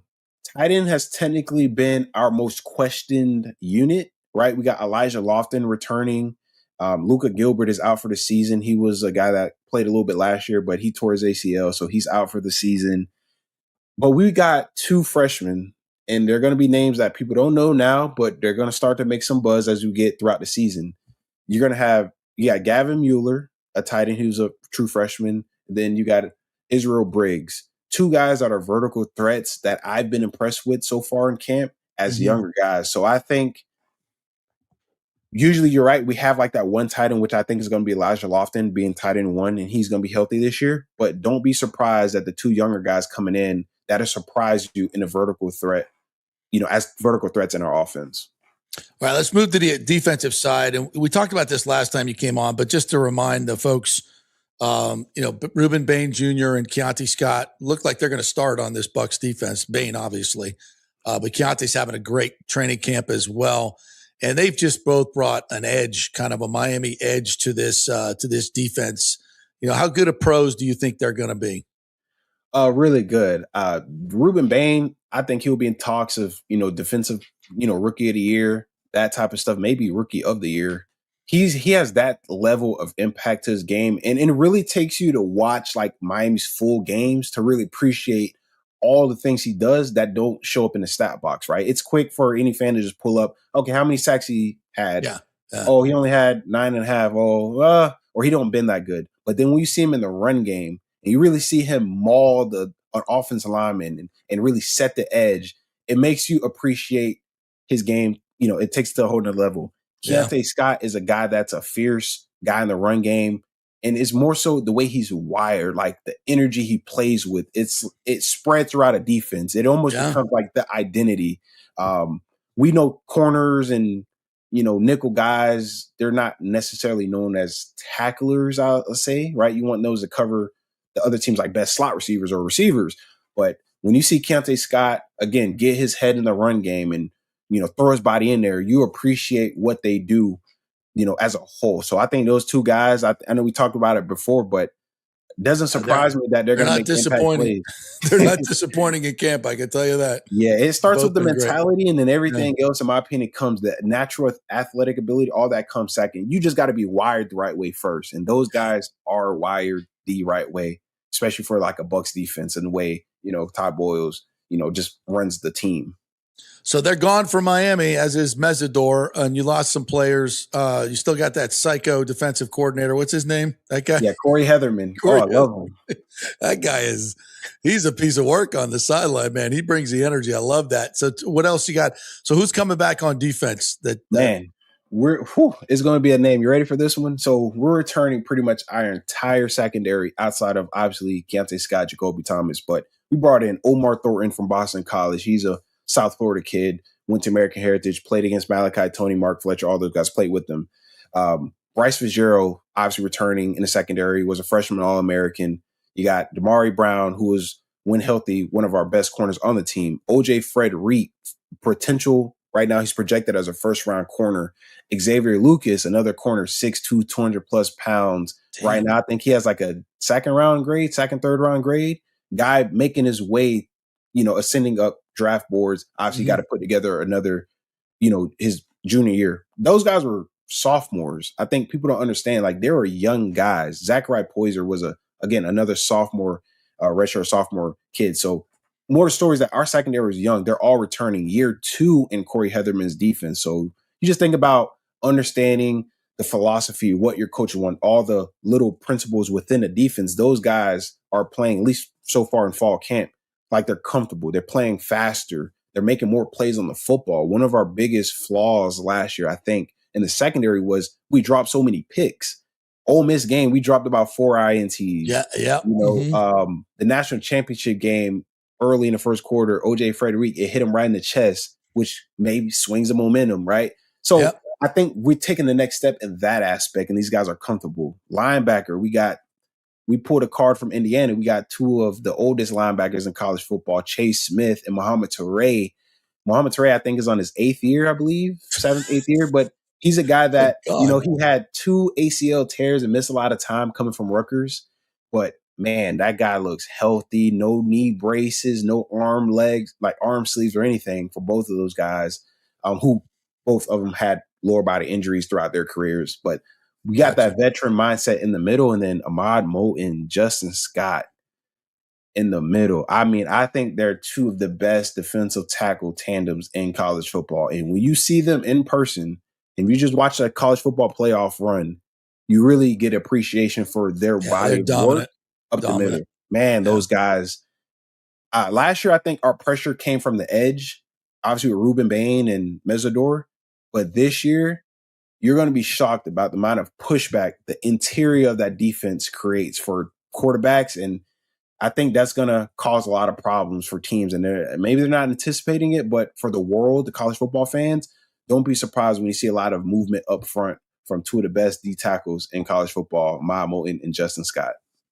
Okay, so what you're saying is you got size, speed, athleticism, experience. Damn. Miami's going to be good. And the schedule is not that tough. You open at Stanford on Friday, September 4th. Then you got FAM taking on my Rattlers. We take at Wake. Central Michigan is one of your other non-conference. That should be illegal. Then you have Florida State at home, Pittsburgh at home, at North Carolina, win. Then at Notre Dame, Saturday, November 7th. That's going to be a big one. 7:30 at night. That's going to be fun. You'll be at that one. Yeah. That's the Miami and Notre Dame, a night game in November. Oof. That sounds like primetime television. Damn, don't miss that one. And you got Duke at home, Virginia Tech at home, and Boston College at home to end the year. I don't see a loss in here. I don't see, except maybe at Notre Dame, automatic playoff, automatic ACC championship game. I mean, come on now. Yeah, I mean, listen, I said last year, I thought the team we had last year was really good, and we had championship level type talent. Could we get there? Question mark, right? We did. This year, I see the resemblance, and I see somewhat of a better, more balanced team. I think the offense is going to be a little bit more explosive, which is going to, I think, get us over the hump this year. But to your point, just off the schedule alone, obviously, you're going to have some weird games. I think we play Wake Forest on a Friday night. Some off schedule things, right? They throw little wrinkles in there. What else? But the part that I think I want to point out, and the best part about our schedule, is we finished the season with 3 home games. Mm-hmm. I feel like the last 2 years, those last 2 games of the season or so, it's been a lot of road games, a lot of road tests when your bodies are beat up and your team, there's probably some injuries, and you kind of go through that, adversity a little bit. So I think early in our season, we got Stanford on the road. We kind of get those weird, funky games out the way, and I think gives us opportunity after Notre Dame to finish strong and, get to the ACC championship game, which I think is our first goal. Win the ACC, get into the playoffs. I don't think we want to do the committee thing this year, rely on that. Notre Dame has that guaranteed, kind of end this year as well. So you don't want to drop 2 games that you shouldn't and leave it to the committee, because I think this time around there's not 2 losses on the schedule. Yeah. There's no. I mean, at Clemson, maybe tough place to play. I think we win. They don't have as much talent as they did. No. They got they got receivers, but quarterback is going to be a question mark. And with our defense, we're going to cause problems for them. Yeah, and Stanford's not good. Yeah, I mean, it's your only road games at Stanford, at Wake, and Wake's not as good as they used to be. At Clemson, at Notre Dame. I mean, that's it. Yeah. I mean, that's a pretty sweet schedule, bro. Well, good. I'd see maybe 1 loss in there, and then see what happens in the playoffs. So maybe you can win an ACC championship this year. Maybe. Yeah, listen, I will say I give you credit, right? Florida State has won the AC. They won it a gazillion times. Yeah, we haven't done it. So I think in order for us as a university alumni, I've been there, I didn't win it. It's like the monkey on our back. I think this year we end it all. We win the ACC, and then from there we do our part, make our playoff run, and go from there. But we got to win the ACC this year. There's really no excuse. Before you get out of the conference, before you guys get out of the ACC and move to the Big Ten like us, you got to win it. That'd be kind of embarrassing. It will be. Really. In there for how many years we've been in I don't even know the amount of years. 20 plus years. Never winning it would be definitely embarrassing. But if we can get it once and make a run for a natty and win a natty, that make up for it. That'll be fine. Cover for all the other years that we didn't. Well, at least it'll be another year where the SEC doesn't win the national championship. I'm so glad that SEC narrative is finally starting to die on the national level. It feels good. Feels good. All right, Ahmmon Richards will be joining us each week. I think we decided on Mondays, right? So Mondays we'll recap the games and look ahead to the next game for Miami on their march to the national championship. We're so glad to have you, partner. Really, you're really good at this. You know your stuff. You're a tremendous young man, a young entrepreneur. So anybody out there that has teenage kids that need a mentor, that's your guy right there. That's your guy, Ahmmon Richards, right there. Thanks, partner. Appreciate you. Thank you, man. I appreciate it. I'm excited for this year, man. As always, go Canes. JP, we have a little bit of breaking news, somewhat pertinent to your interview just there. What happened? We have a new tropical storm that has formed in the Atlantic Ocean. Would you like to know the name of it? Oh, I can't wait. Cristobal. The new tropical storm forming is called Cristobal. It's supposed to be a hurricane, they said, in the next couple of days, and they have named it Cristobal. I wonder if there's any correlation there. Oh my God. We got to be careful with this, but boy, we can have some fun with that.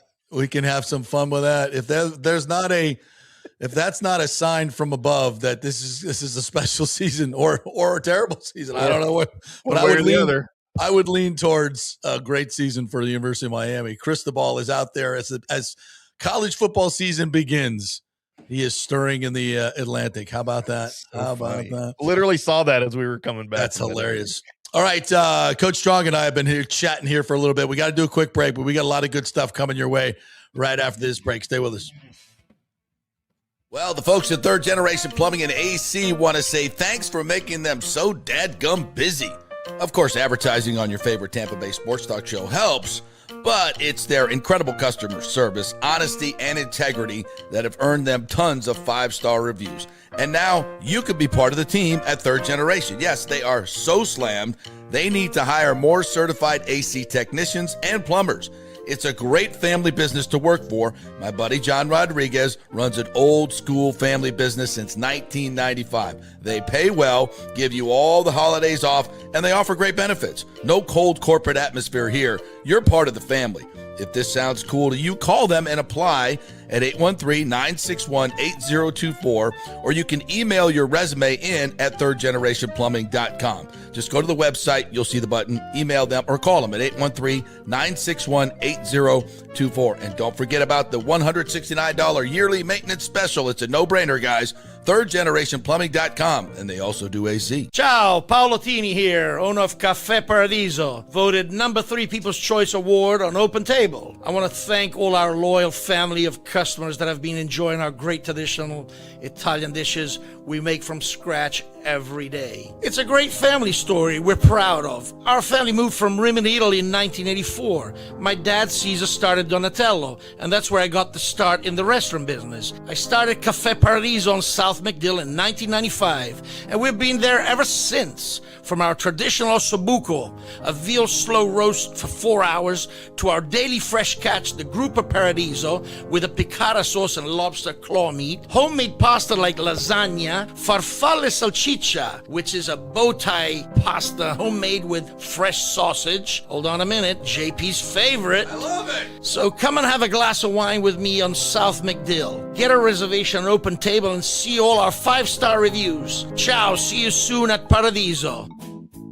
Sports fans, it's time to gear up. Head to fanstreamsports.com and check out our brand new merchandise store. We're talking bold t-shirts, 3/4 zips, hoodies, hats, mugs, and more. Everything you need to rep your favorite shows and your favorite crew. Whether you're rolling with the JP Peterson Show in Tampa Bay, From the Rough in Dallas, the Tim May Show featuring Clay Hall, or the Jeff Thidoff Show in Ohio, or any of our FanStream Sports original programming, we've got the perfect look for game day and every day. So don't wait. fanstreamsports.com. Click merch and grab your gear now. Wear the stream, live the stream, fanstreamsports.com. Welcome to Kingmakers, home of the JP Peterson Show studio and Tampa's premier business networking and social club for members only. By day, it's an exclusive, vibrant co-working space with a stylish conference room, focus rooms, a full production studio, and an in-house marketing team. And by night, Kingmakers transforms into a sports-centric social hub with a full sports bar, golf simulator,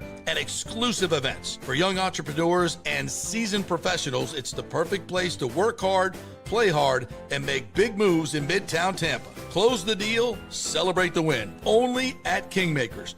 Become a member today at kingmakerstampa.com. Your business, your club.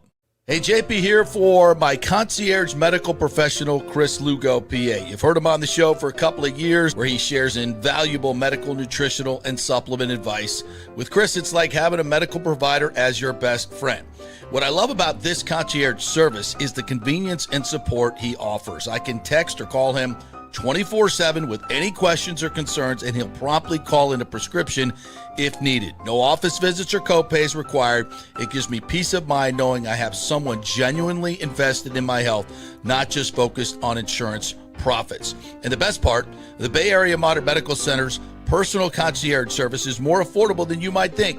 Don't let insurance companies dictate your health care. Take control of your health and wellness today. Visit BAMMC.com for more information and to schedule your initial free consultation. Empower yourself and take charge of your personal health with BAMMC.com. Let's go. Right now, back to the show on FanStream Sports.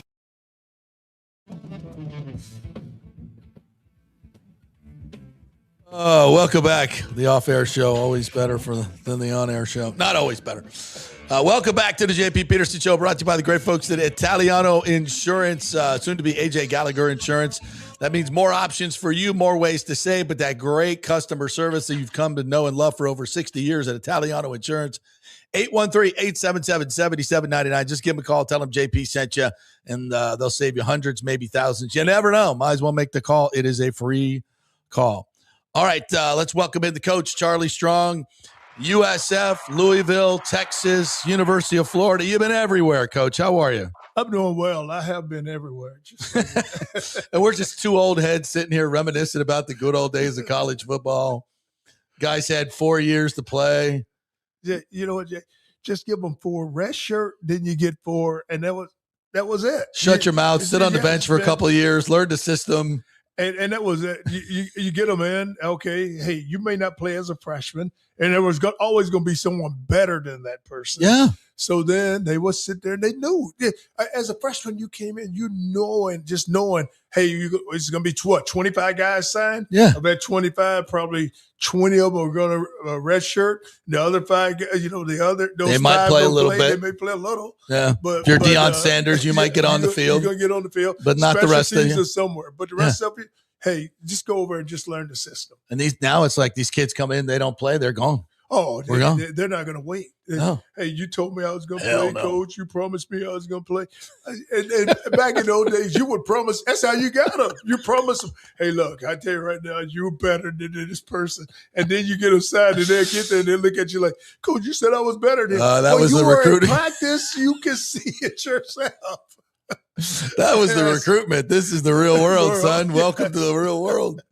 I'm not saying that was the greatest thing ever for the kids, but it certainly seemed to work better for everybody else. But whatever. All right, Coach, I got a question I got to ask you. We're going to start with pro football. Yes. Yesterday there were a lot of fights. Gedeke and the Jets and the Buccaneers, and all you coaches come out to the media and you say, "Oh, we don't like those fights. We can't be having fights out here. You got to keep your composure. You can't be throwing helmets and stuff like that." But then you go back to the meeting and you go, I love it. I love it. Tell me the truth, Coach. Well, you don't want your player taking anything from anyone else. So you're not going to sit there. It's like, hey guys, and you cause of protection and everything. Yeah. Say, hey, we don't need no fights. I don't want a guy to get a broken hand, swinging on somebody. Right. But if the fight breaks out, then you have to protect yourself. And I'm not telling you to walk away from it, because they're not going to walk away. You better. If they do, then you're going to be like, what the hell was that, right? Yeah, they're not going to walk away. Too much of ego is involved. Yeah. So they're not going to walk away.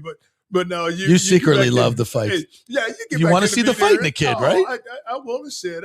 I used to go through practice and I'd be like, God, it's amazing.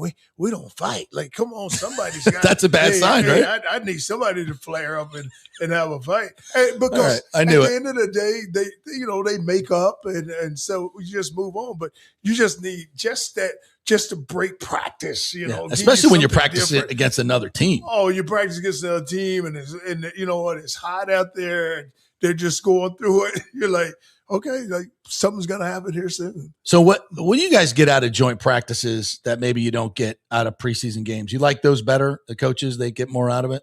Well, you get a chance to just work one-on-one. You get to work and you see the 907s, the team, and it's really good because you get to watch, just your guys going up against someone else, because they don't practice against, like you say, Tampa Bay, we've been going against our teammate each and every day. Now let's get somebody different. Right. And you get a chance to see that person and go one-on-one or whatever it is, whatever a situation they have. Will you set that up in your meetings and say, I want to see this young kid. I want to see Ruben Bain going up against this guy, or I want to see, David Walker going up against this guy. And you really set things up so you can get some real good measurables on guys and evaluations? No, you know what happens, Jay, when you get out there, they'll do it. Like the players are find out, if that guy say, hey, that's their number one tackle, then you may have Bain or Walker. Hey, they'll line up and go against them. Yeah, like Bailey yesterday said, I want Gedeke. Called him out. Yeah, he want Luke. That's a bad call out. Then he lost. Luke, Luke's been in the league. Bailey's coming in there as a rookie, so don't think because you're a rookie and you're the number one pick. And everybody's filling your head up that you're gonna go and go be the vet. That's not gonna happen. Because those vets know, and they've been around, and they just know all the ins and outs, and they have seen you. They have studied the guys. The vets are smart. They know how to handle those rookies and put them in place. Yeah, I see what Gedeke did yesterday and the throwing and all that stuff. I mean, the coaches love it. They want to see fight in the team, and they certainly don't want to see somebody walking away. So that's all good. I want to ask you also, when talking about the Bucs, is you have two of your foundational players, obviously, in Baker and Vita Vea, who are, Vita's holding in. We all know he doesn't have a back injury. It's about the contract. Baker, said some things that were, I feel disrespected, undervalued. I mean, he came strong. Yes. Ain't no doubt about it. He's pissed. And I asked Jason like this, when two of your foundational players who do everything right and are not getting rewarded as the other league, around the league, these two guys are getting paid. Guys in Baker's situation are getting paid. He might be a little bit older than some of the other guys, but he should be getting a long-term deal, in my opinion. Vita Vea, we've talked about it. He's got 2 or 3 more good years left, and he's a dominant player. Mm-hmm. Does that reverberate through the room? Jason said the culture's never been better. He's got to say that. That's his job. I get it. But do those things reverberate through the locker room? Do the players talk about that? Well, when you have, like you said, your top player on offense, which is your quarterback, and then you have your top player on defense, who's someone like Vita has put in the time, and he's played so well.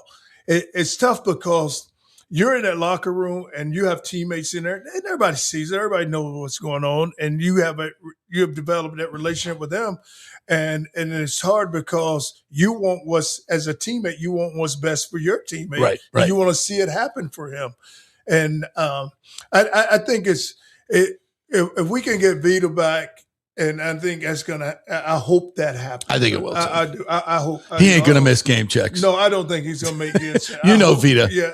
He likes his money. He ain't going to miss game checks, right? Yes, and I hope we get him back. And then Bake ends up playing and having a great year. Then it will put them in a bad position, because if he goes out there and plays and have the year that he's capable of having, which he can have, then it puts the ball back in their court. And it's more money. And there's more money. But you just hate to see that happen. You would love to see it, get it done in the off season, but it didn't get done. So now it spills into the season, and you just don't want those distractions. As a coach, you don't want those distractions. Right. Because we can say, it's not an issue, but deep down, we all know it is. Yeah. Because guys want to get paid. And in camp, like now, it doesn't matter. These guys are going to ball out. I mean, and they're not going to play poorly. It only hurts themselves.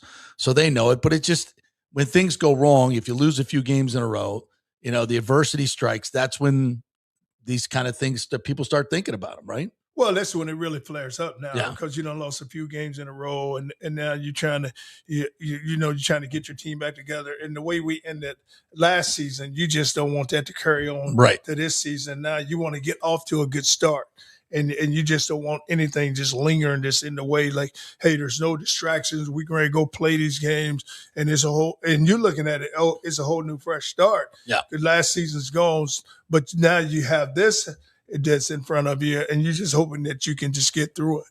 Yeah, Baker will play his ass off, and I think Vita will get in there. But if Vita does hold out and this team doesn't play well defensively, it's going to be a huge talking point for the media. It's just going to be huge. Remember when Chris Jones in Kansas City, they went out and played the first night, and their defense was awful, and they found the money the next day. And he came in, but that's what you don't want to see happen. Is like you start the season and there's a Vita in the middle. Hey, and you need him. Yeah, and he's the point of your defense. You got to have him there. All right, let's go to a little bit of college football here. Quarterback battles. We got one in Florida with Croman Hawk, who came from Mississippi State, also Florida State. And Michael Van Buren. I'm sorry, Aaron at Florida. It's Aaron Philo and Tramell Jones Jr. Sorry, I got them mixed up here. Philo, coming from Georgia Tech, knows the system a little bit better. Tramell Jones was there last year. Really talented young player. How do you, as a coach, Sumrall, you've been through this as a head coach. How do you handle the quarterback battles? It's such a key part, in terms of getting guys reps. The message it sends to the team, because I'm sure the team's like, who's going to be our guy? How do you handle all that? Well, you want to just put them in those situations, Jay, where, okay, like with Philo, this series, you were with the ones. All right. And then Trammell, the next series, he has reps with the ones. So you want to give them reps where it's good on good. And then when they are with the twos, can they take the twos and go score, or just, drive the ball to be consistent? Because you're looking for consistency out of both quarterbacks. And one is more athletic, one is more of a dual threat. And like you said, the other one, he comes with the system, so he came with the system. But I think as a coach, you kind of know who that guy is, who you want to play. Yeah, you in the back of your mind, you're hoping that one is better than the other one. Yeah. And you're hoping that this one. And what if he's not? And now if he's not, that's the decision. Because it's going to be one that the team wants. Right. Yeah, I was going to ask you, so do you really watch how the team responds to the player? You really, but you're just gonna feel it because when he goes in, it may be just a whole different feel. Okay, a different energy. Here we go. And then when the next guy comes in, you're like, but they're gonna try to execute and do what they're supposed to do. And I had that battle when I had I had Teddy and I had Stein, Teddy Bridgewater, and then I had Will Stein, and then I had Justin Burke. So Burke and Stein came back as my 1 and 2. And so then Teddy was the freshman. He was number 3 at the time. And so now Burke gets hurt, and then we're playing. It's amazing. Stein is the head coach at Kentucky right now. Yeah. We're playing Kentucky. Stein is the starting quarterback. He gets hurt in the Kentucky game. Teddy comes in, first play, throws a touchdown, post route, touchdown. And he was like, he never got his job back. But when you look and you probably were in practice watching Teddy going.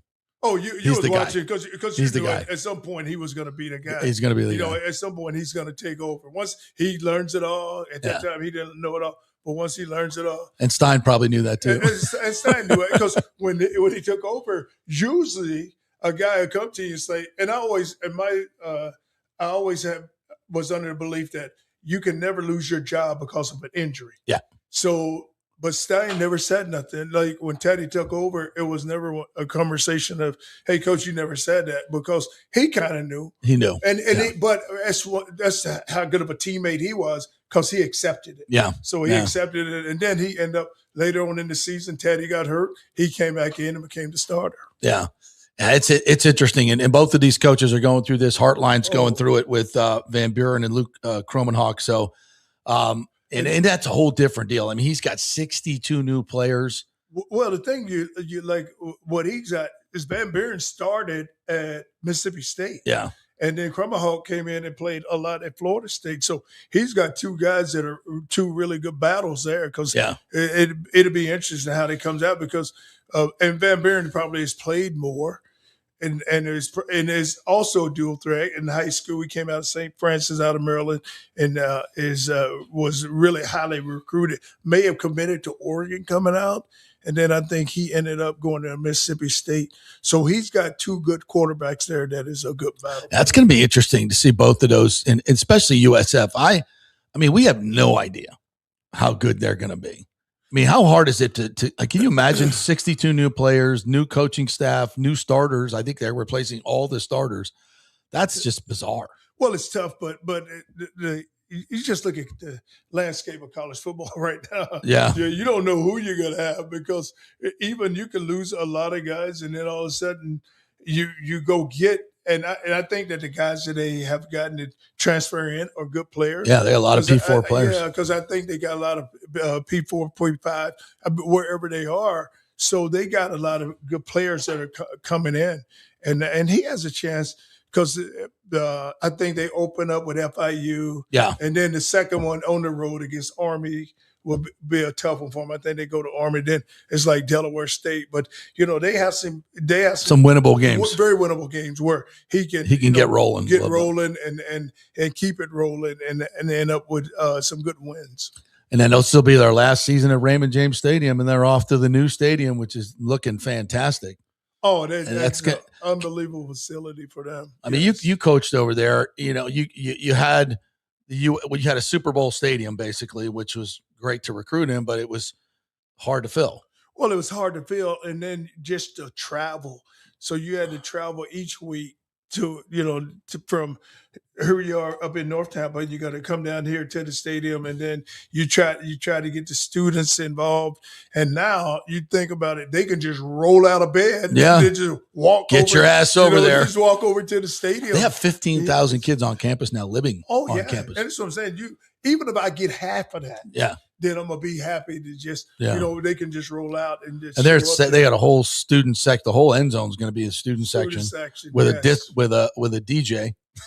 How about that, Coach? Oh, I love it. Look, we're in Louisville. Jay, we're in Louisville, and we're playing Rutgers. Right. And we go up to Rutgers. Stay on that microphone. We want to hear you. And then we go up to Rutgers, and it is like it's like snow and just rain, sleet, and everything. And I'm like, oh my God, here we go. And I said, my guys are going to play good tonight. So we go out there, and luckily, Rutgers had a DJ in the stand, and he's DJing pregame, and my players went out there and they was bopping around, to the beat and everything.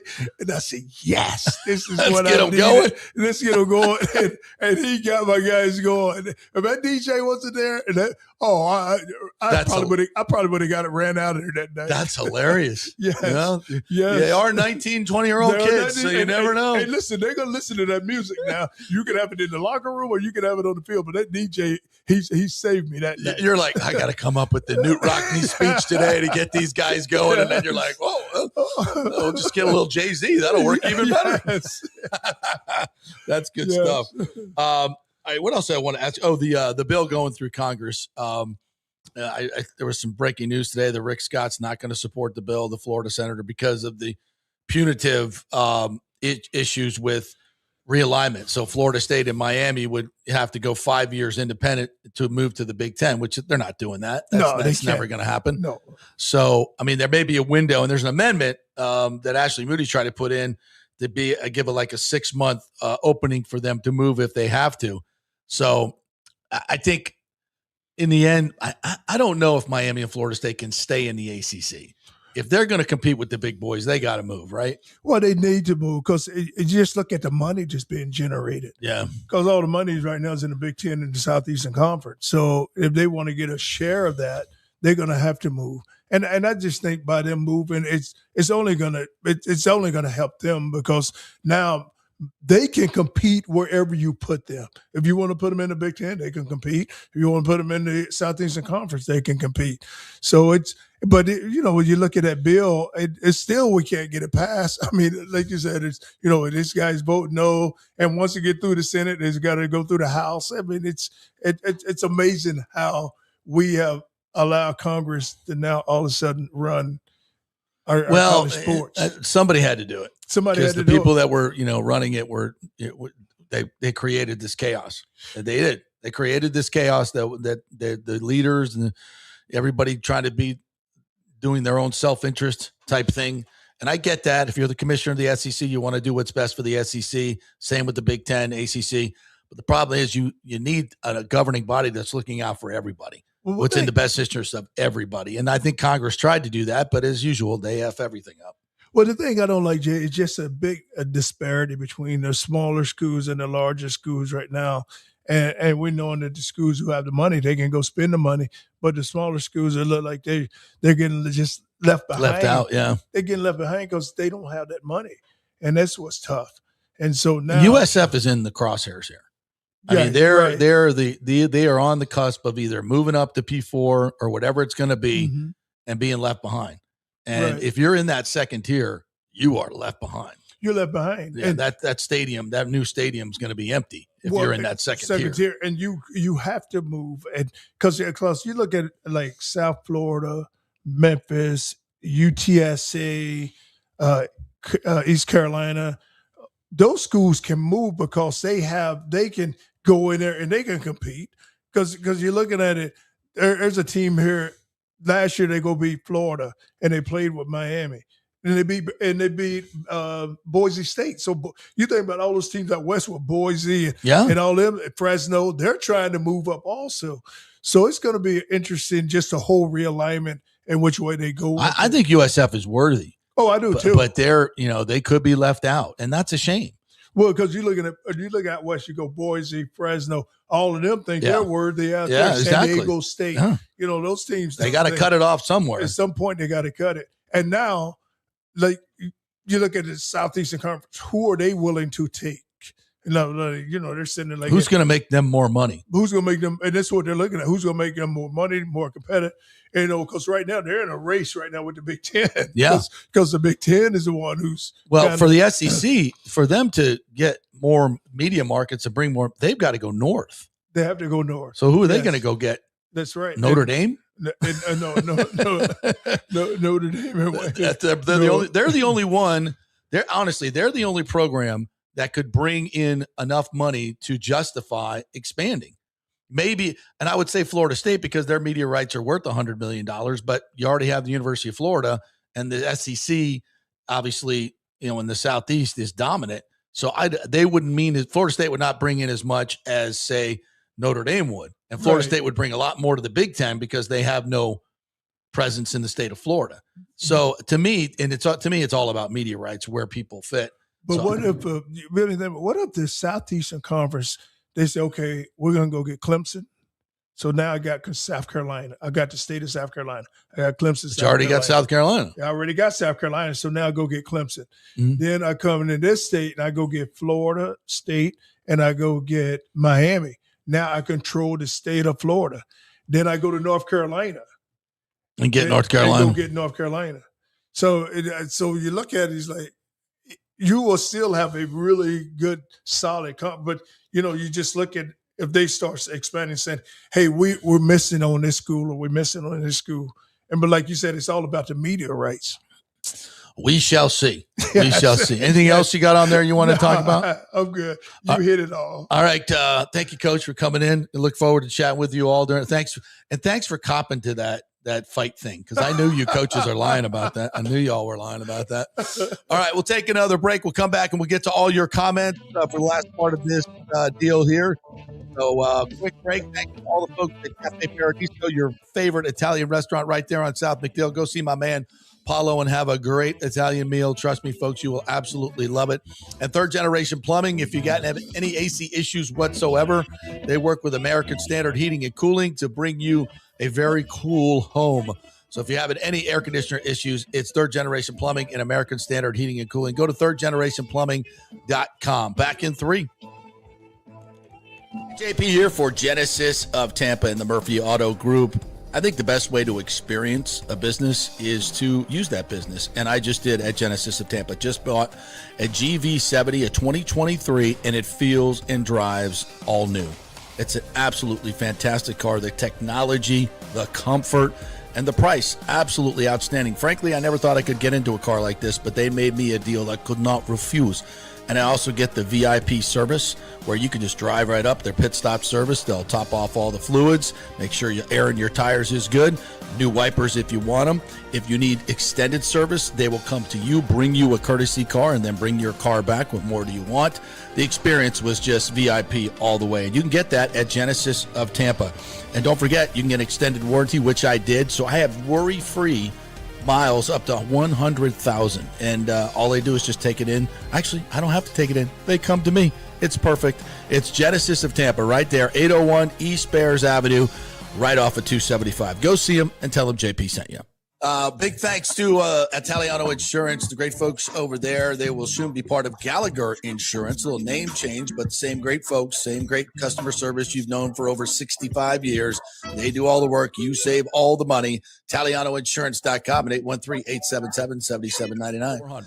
Hey, the Golden Diamond Source wants to be your family jeweler. So don't wait any longer to find that one-of-a-kind perfect engagement ring for that special someone in your life. At the Golden Diamond Source, they can design anything you want personally. The Golden Diamond Source can help you trade in your old broken jewelry and use it towards a new purchase as well. And with gold prices at record high, now is the best time to do it. They only sell natural diamonds at the Golden Diamond Source. So if it's a real love, it should be a real natural diamond. Don't start your relationship with a fake diamond. Bad idea. And with the Golden Diamond Source first-time buyer program, you can learn all about the 4 C's in all the different shapes and styles. And they are able to show you a huge selection of inventory to choose from. And don't forget, 0% financing for up to 5 years. If you finance $5,000, it's only $83 a month. Make sure it's a Golden Diamond Source Diamond, 3800 Almerton Road, always online at goldendiamond.com. It's a love you give only at Golden Diamond Source.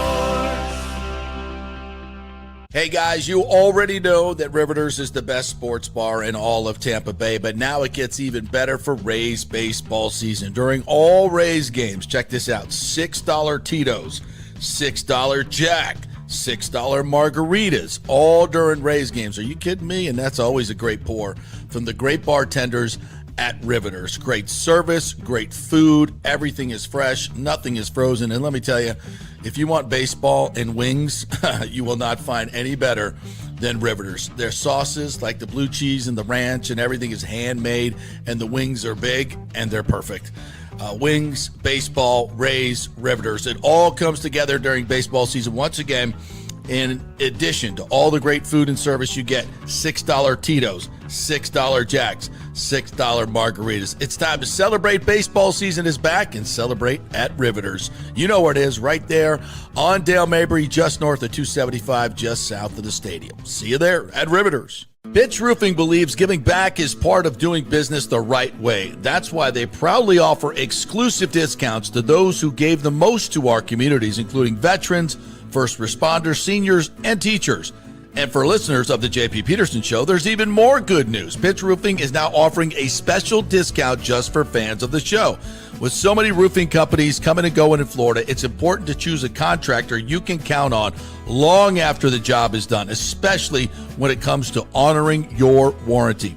Pitch Roofing is built for the long haul with a reputation for quality, transparency, and standing behind their work. Whether it's a repair or a full replacement, their team delivers honest guidance, quality workmanship, and no high-pressure sales. Call 727-67-PITCH, 727-677-4824, or visit pitchroofing.com to schedule a free estimate. Pitch Roofing, roofing done right. Let's go. Right now, back to the show on FanStream Sports. All right, welcome back to the JP Peterson Show here as we roll on. The Golden Diamond Source, your place to get that engagement ring. Are you kidding me? You don't want a fake diamond. They only sell real diamonds at the Golden Diamond Source. They got 5 carat, 10 carat, 20 carat diamonds, whatever you want. Go check it out over there. They got a great men's section for you as well. If you're looking for one of those baller watches, yeah, go check that out as well. And 0% financing. And you always get your value for your diamond with the Diamond Savings Account. You can bring it back for full value on another purchase. It's the Gold and Diamond Source, 3800 Ulmerton Road, just across the bridge if you're coming from Tampa. All right, let's get to we got other breaking news here. Folks, somebody's hurt. Bob Iger. Oh, we got an injury? Yeah. Mecca Ibuka went down, got rolled up on, and apparently spending some time on the training table with the trainers and had no report yet. Was he carted off? I didn't see that. I'm just watching the Petermans here, what they're telling us. Okay. He limped off the field. Limped off the field. Okay. All right. That's not good, but not horrible. The other big story, the Lakers sell to Bob Iger. Alejandro saying, yep. Former CEO of Disney, Bob Iger, now owns the Lakers, which is interesting, especially since they went from Showtime to No Time. Also, Kushner. But it's not Jared Kushner, it's Josh Kushner. Is that part of the Trump family Kushners as well? So they sold for $10 billion last year and just sold for $12 billion? Wow. For an NBA team? I mean, it's the Lakers, right? I know it is the Lakers, but I mean, $12 billion. Like, what are the revenues? I know the Lakers fill up. They sell big time, but anyway, good for them. My favorite Bob Iger story, this is true. This is when he was when running Disney. Yeah, Josh Kushner by Lakers for $12 billion. Yep.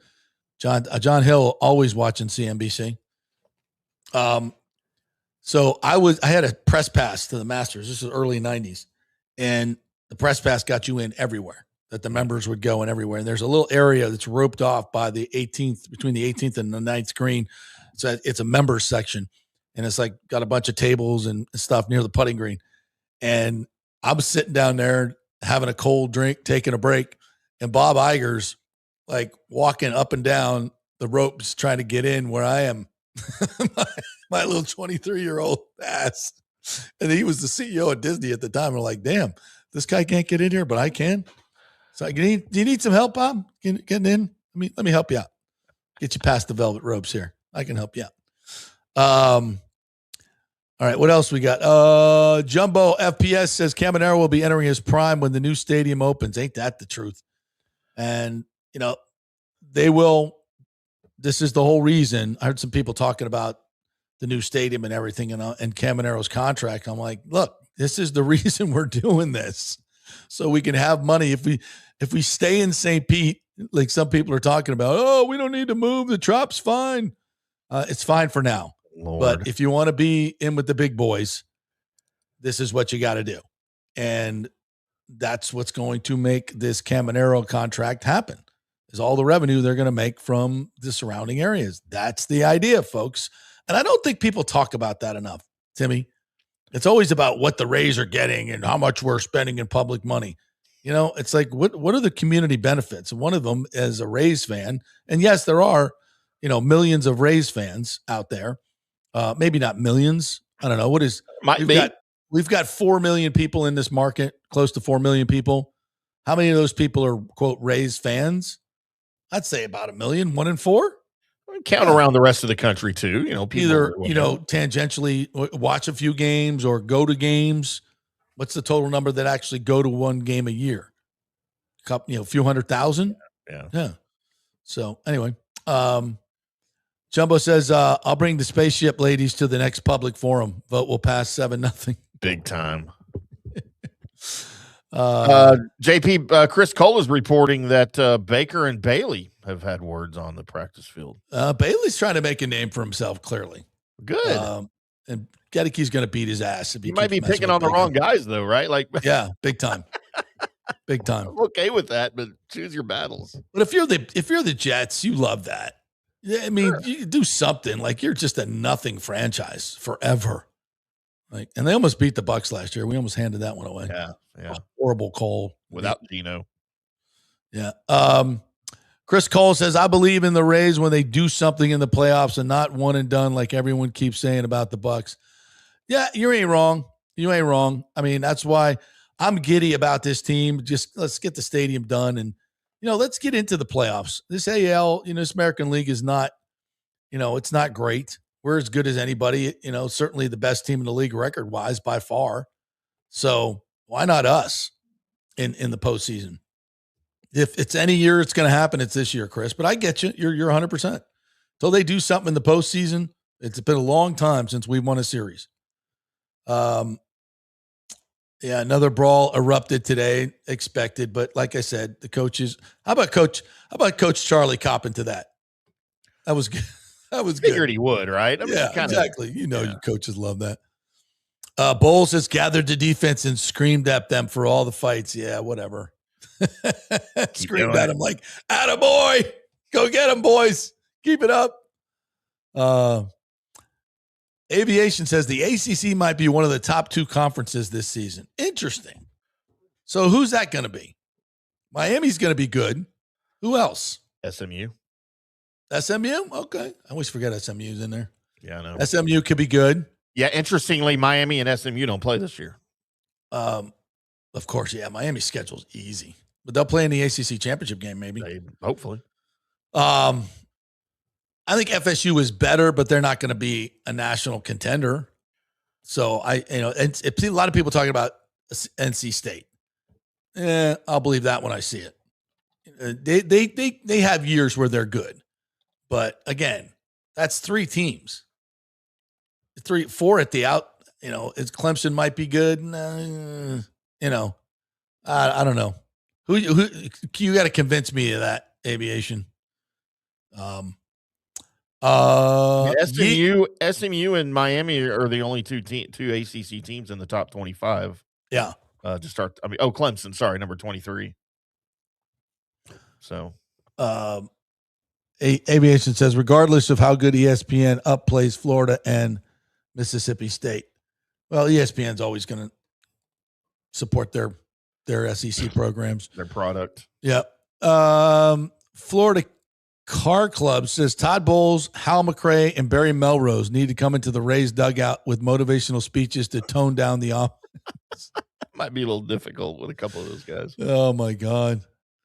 Those are the 3 of the worst coaches in Tampa Bay history.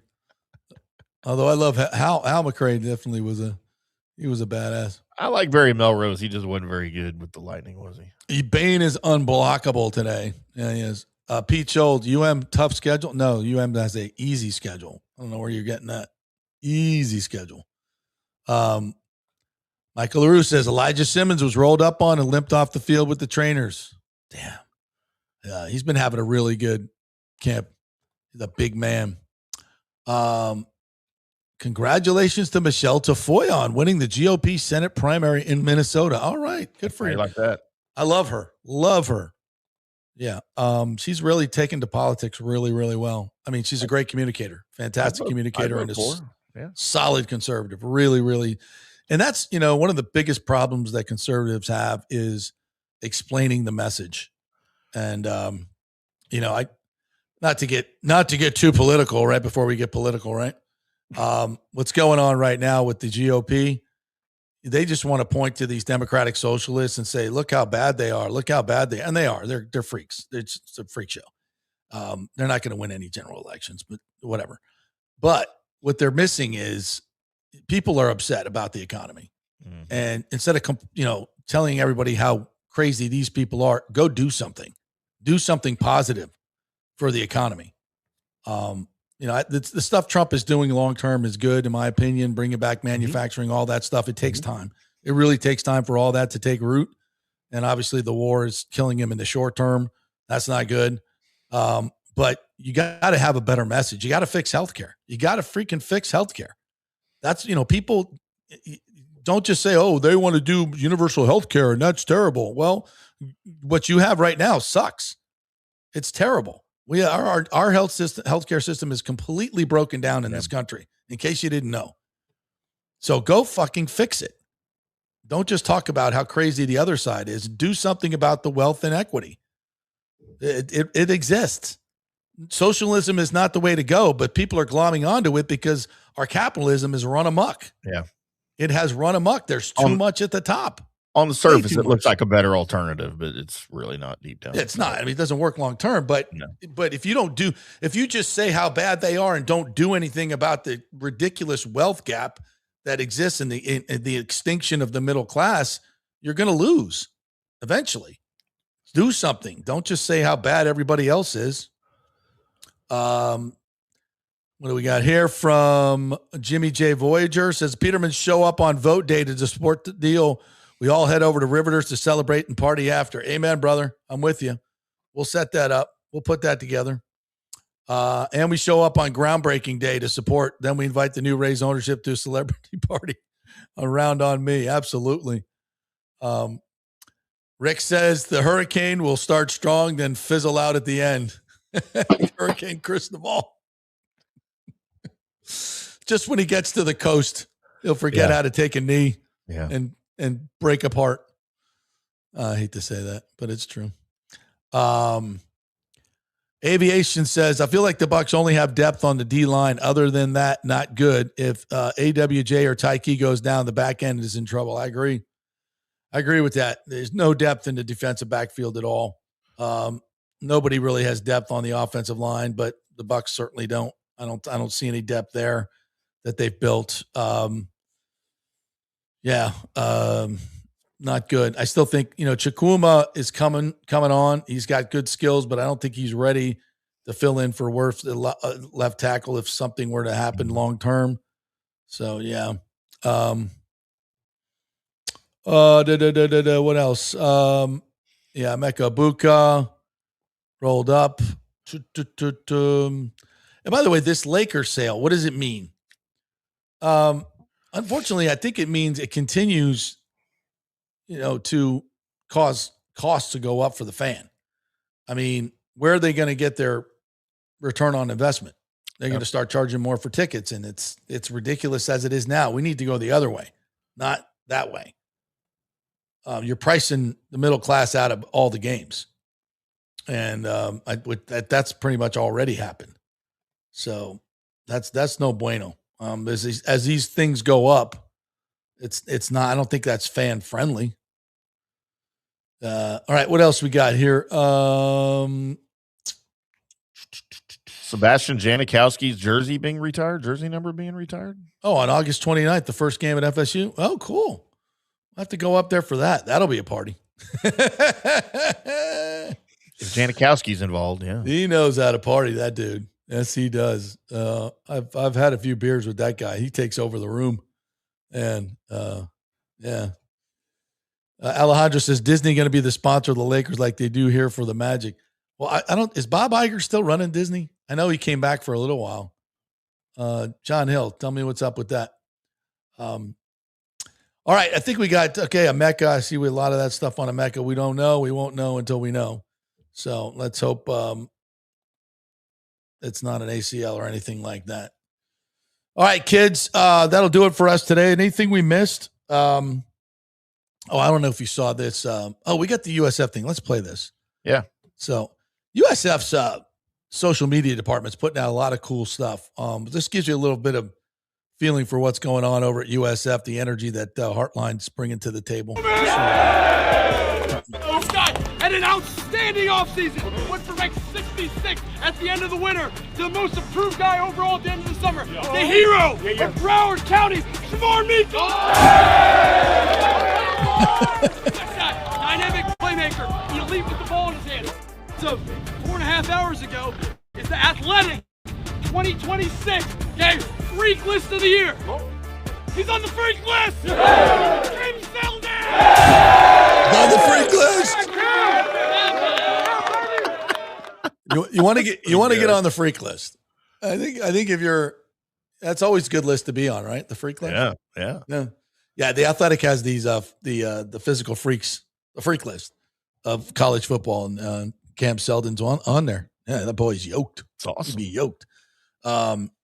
We got to get a little bit more USF content coming on here. So I will I will endeavor to get Joey Johnston and some of the boys on maybe tomorrow and Friday. And hopefully we get Coach Hartline on soon as well. All right. Thank you, Timmy. Great stuff. We will be back tomorrow with more fun and frivolity. Friday, I will be doing the regular show. Timmy will be doing the Big O show on Friday. So, and then I believe we are going to effort to have another one of the council members on maybe tomorrow. Babby said he'll come on if there's something to talk about. So we stay here and we will have all the breaking news for you, anything going on with the stadium, etc. Go Rays today. Get that 9-game road trip. Only 4 other teams in MLB history have done it, or they would be the 4th, I think. They would be the 4th to do it. So let's get it done. Have a great day, everybody. We'll see you tomorrow.